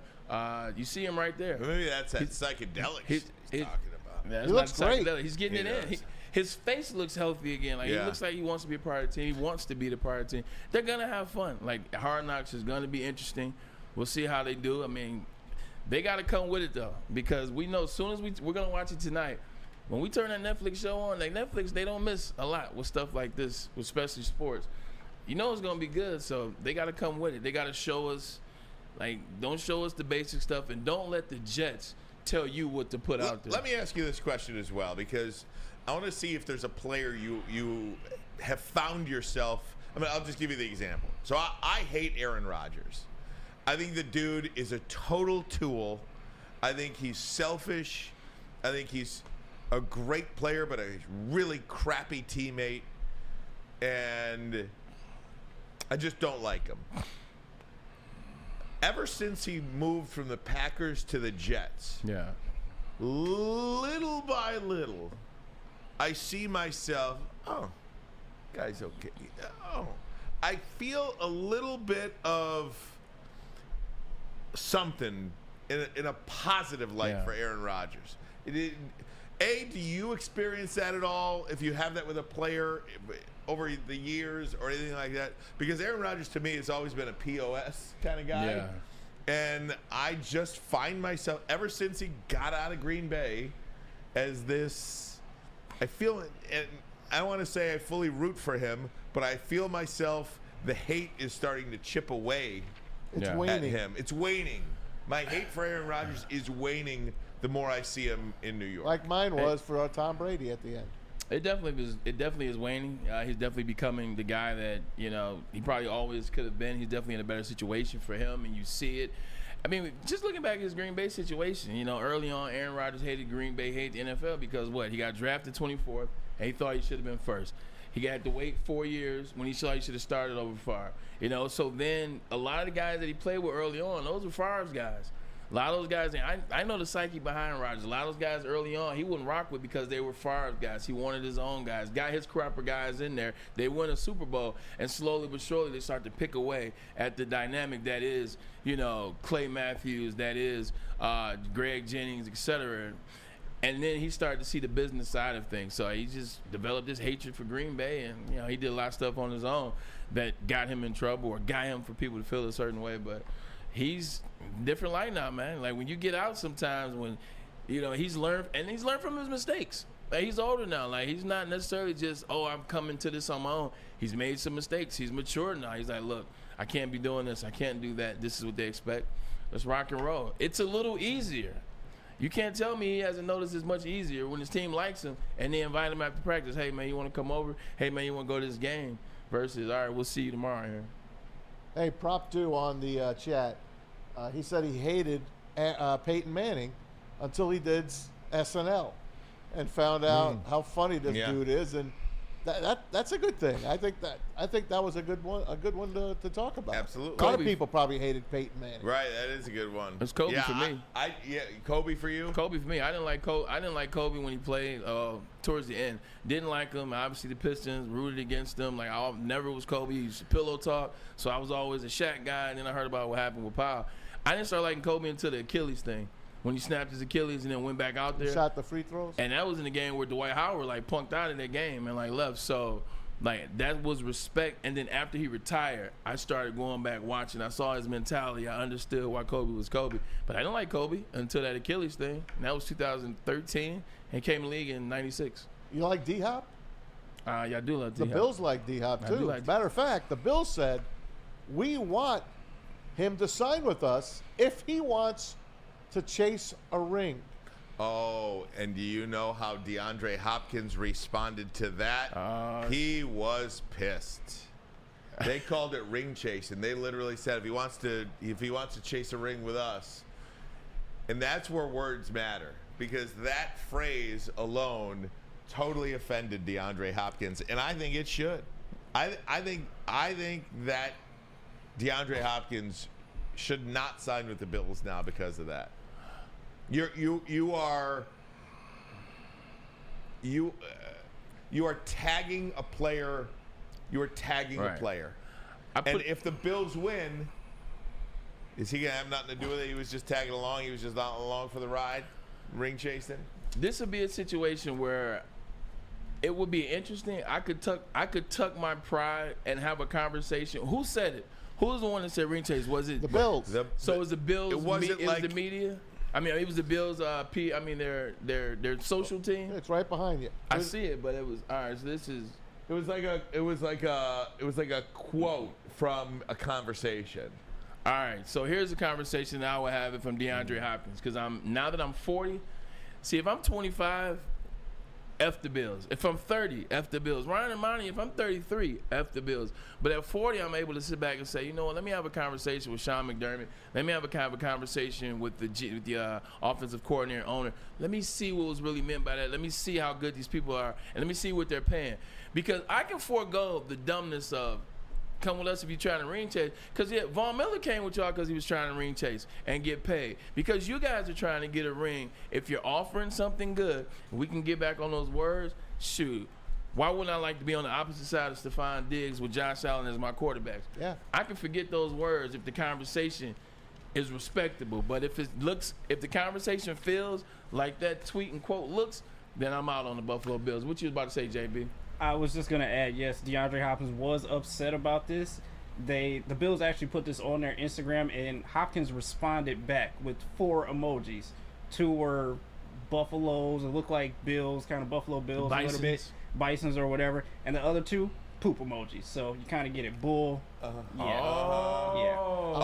yeah, There it JB is. coming JB strong. There with the it is. knowledge. That's very witty of D-Hop. Guys, we'll get a break in more NFL next. But first, a message from Outdoor Equipment Company. How would you like to race D-Mac on a mower? I'm going to KC now. Tomorrow, you'll have that opportunity. Join Woodward Sports Network live tomorrow, 11 a.m. to 7 p.m. as we broadcast live for Christmas in July at Outdoor Equipment Company. Great pricing on everything in stock. Mowers, tractors, handhelds, even snow plows. 0% financing and free delivery. It is Christmas in July at Outdoor Equipment Co. in Ray, Michigan. We will be there tomorrow in Ray Township, just off North Avenue there. OutdoorEquipCo.com. Woodward Avenue, the first paved road in America. Woodward Sports, the first sports network born in Detroit and made for Detroit.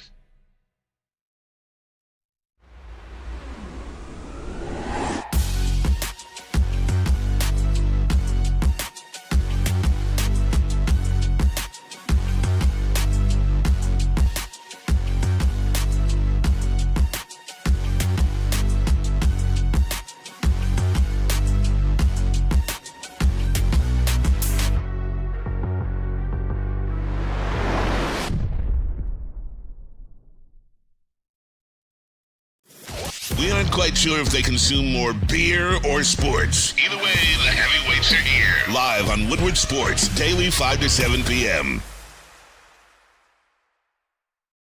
How about that rookie? He is something else. How big is that? All of Detroit's sports teams live on Woodward. All of Detroit's sports coverage lives on Woodward Sports. Driving the best in Detroit sports coverage. It's all broke. It's all broke. It's all cap. We're going to check out 5-iron golf tonight. We are. It's going to be great. Yeah, it's going to be fun. Yeah, it's going to be fun. D-Mac will be down there as well. Tomorrow, Outdoor Equipment Company in Ray Township, Ray, Michigan, which is just M59 and North Avenue, kind of. So it's between Birmingham and the Dispo in Romeo. Everything's that way. Yeah. And then we got Dispo in Hazel Park on Friday. Yeah. Hazel Park Dispo. Yes, Hazel. Right? Okay. Yeah. We got to get some sponsorship like by West Bloomfield. It's close to my house. But it's all good. We invite everybody out. If you live in that area, you know, whether it's Dispo, Hazel Park, be on Friday, or Outdoor Equipment Company, we invite everybody out. Come say hello. It's fun, too. And they also have the yogurt. The lady has the Dispo. Summer at the yogurt. Dispo. Summer's got her yogurt. They got the Summer has the froyo. That's amazing. They usually have some other stuff, some other treats for people. Hey, you guys like cereal? No. I used to. You don't like cereal? I like what is it? Cinnamon Toast Crunch if I'm eating cereal. It's a good one. The reason I bring it up is Wheaties. You know, there's always put an athlete on the box. Used to, When's the last time they put an athlete on the box? Well, they're putting the Watt brothers on Simone there. Biles, the first maybe? siblings to be on a Wheaties box. Wheatley. JJ, TJ, and who am I missing? Derek? The fullback. Derek Watt. Derek, the fullback. There you go. The Watt brothers, the Watt trio, will be rocking a Wheaties box. Remember when Bruce Jenner was on a Wheaties box? Oh, yeah. When he was Bruce? Yeah, she was on one. If I'm D. Watt, man, I'm like, hold on, man. Why didn't I get the front box? Why didn't I get the front of the box? Why I didn't get a picture in the front?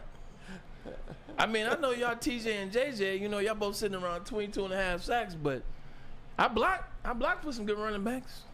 Hey, buddy. I guess he made the box, though. Take it up. Take it up with General Mills. Yeah, take it up with the General Mills. Take it up with the Big G. Ooh. JJ Watt's not even in the league anymore. That's dope. Hey, what the hell As are we a gonna retired what the player. hell- What the hell are you gonna do? Well, I'll tell you what we're gonna do today. We're gonna watch quarterback because there's no baseball. Tigers don't play. I do enjoy when the Tigers are on. I'm going to at night. rewatch the All-Star game that I didn't have a chance to sit and watch last Oh, night. you're gonna rewatch the All-Star I'm game. gonna You rewatch are a it. sick man. I'm going to Tom. watch the That's whole right. game. You are a I'm- sick man. I'm going to fast forward some of the boring parts, but I want to see what's That was going all on. of it to the 8th inning. I want to see what's going on. You were a sick man. Do you know what today is? I can tell you the innings you gotta watch. The first, the third, The and the 7th. eighth. The 7th. First, third, 7th, and 8th. That's all you gotta All right, watch. That's fine. First, third, 7th, and Today 8th. is July the 12th. Well, July 12th, 1979, the Tigers played the White Sox in a doubleheader at Comiskey Park. And Steve Dahl, who was a big DJ in Chicago, thought it would be a good idea for everyone to bring their disco records, their disco, Oh my not God. disco, Disco. their disco albums, You've been to bring them to disco. Comiskey, and they're going to blow them up. Disco Demolition Night was 44 years ago tonight. They put them on. We got the tweet for that. They put them on the field. They blew it up, and it was a disaster. The crowd rushed the field. It turned out that the White Sox had to forfeit Game 2 to the Tigers. Tigers won Game 2 without even playing on Disco Demolition Night in gosh. Chicago 44 years ago. So one of the things that I hate about this particular night and some of the documentaries that I've seen on it, 'cause I think he was talking to Meatloaf when he first announced that he was going to do it. They're talking about Dow. He was on the radio talking to Meatloaf. He said, "This is what we're going to do," wow. and then he did it. But the big problem was the fans weren't just bringing disco records. Like, that was the big deal. They were just bringing all kinds of records, and they were classifying them as disco. They were bringing the Jackson 5 and the Temptations what a shame. and the Spinners. That's not disco. That's a shame. That's not disco. Did you know that on this day in 1962, I was let's see, I was 7 months old. No, 5 months old. the Rolling Stones gave their first public performance at the Marquee Club in London. 62. What was I doing in 62? You were. I wore my Rolling Stones shirt to bowling last night. Not much. You did. No, I I'm rocking the Yardbirds today. I don't know if you guys ever heard of Yardbirds? No. I've heard of the Fabulous Freebirds. I've heard of with my man P.S. Michael Hayes. There you go. All right, gang. That's it. I'm You done? I'm Really? done. Yeah. What else you got for me, man? I got something else for you. What you got for me, man? Another baseball item. Oh, good. Let's put this. Very good. Let's put this I'm up. done. This is from I'm done. Instagram. This is baseball? It's the last Okay. place team See in you the guys tomorrow. American League East. Listen to me. The last place team in the AL East is the Red Sox. Oh, yeah. They would be leading. Put up the AL Central now. They would be leading the AL Central by 3 games. The Yep. last place team in the AL East would be leading the Tigers division by 3 games. Wow. This is how you know our division is horrible. But I'm even beyond this. Just look at it. When I think of the Yankees this year, I don't even think about them being a good team. They'd be winning this by 5 They're games. 49 and 42. Yeah, they'd be Crazy. killing this division. My God, man. They'd be winning by 9 games, 8 Incredible. games. Maybe winning by 8 games. Well- the face says it all. Ryan and Ermanni, get us out of here. All right, everybody. Hey, I Hey, tried my best. You're here. doing good. It was good. Yeah, okay. It was good. I'm just. You just I'm- don't I'm- give a damn. I'm gassed. don't That's care. it. I got nothing left. You don't I care. got nothing left, people. Whatever. Strawberry Fest. That's yeah, good. right. At Big Boy. Very good. Anyway, home we'll and see you take a guys nap. tomorrow. I'm We gonna go will take a be nap. at Equipco tomorrow. Should be a fun Outdoor. Equipco. Equipco. Outdoor Equipco. That's it. Same thing. We'll see you guys tomorrow. Should be a lot of fun. OEC. Dispo on. Would you hush over there? If you're not gonna get us out of here, then you be quiet. Get out of here. We'll see you tomorrow. For JB, Parker, and Matt, we appreciate you guys. We'll see you tomorrow.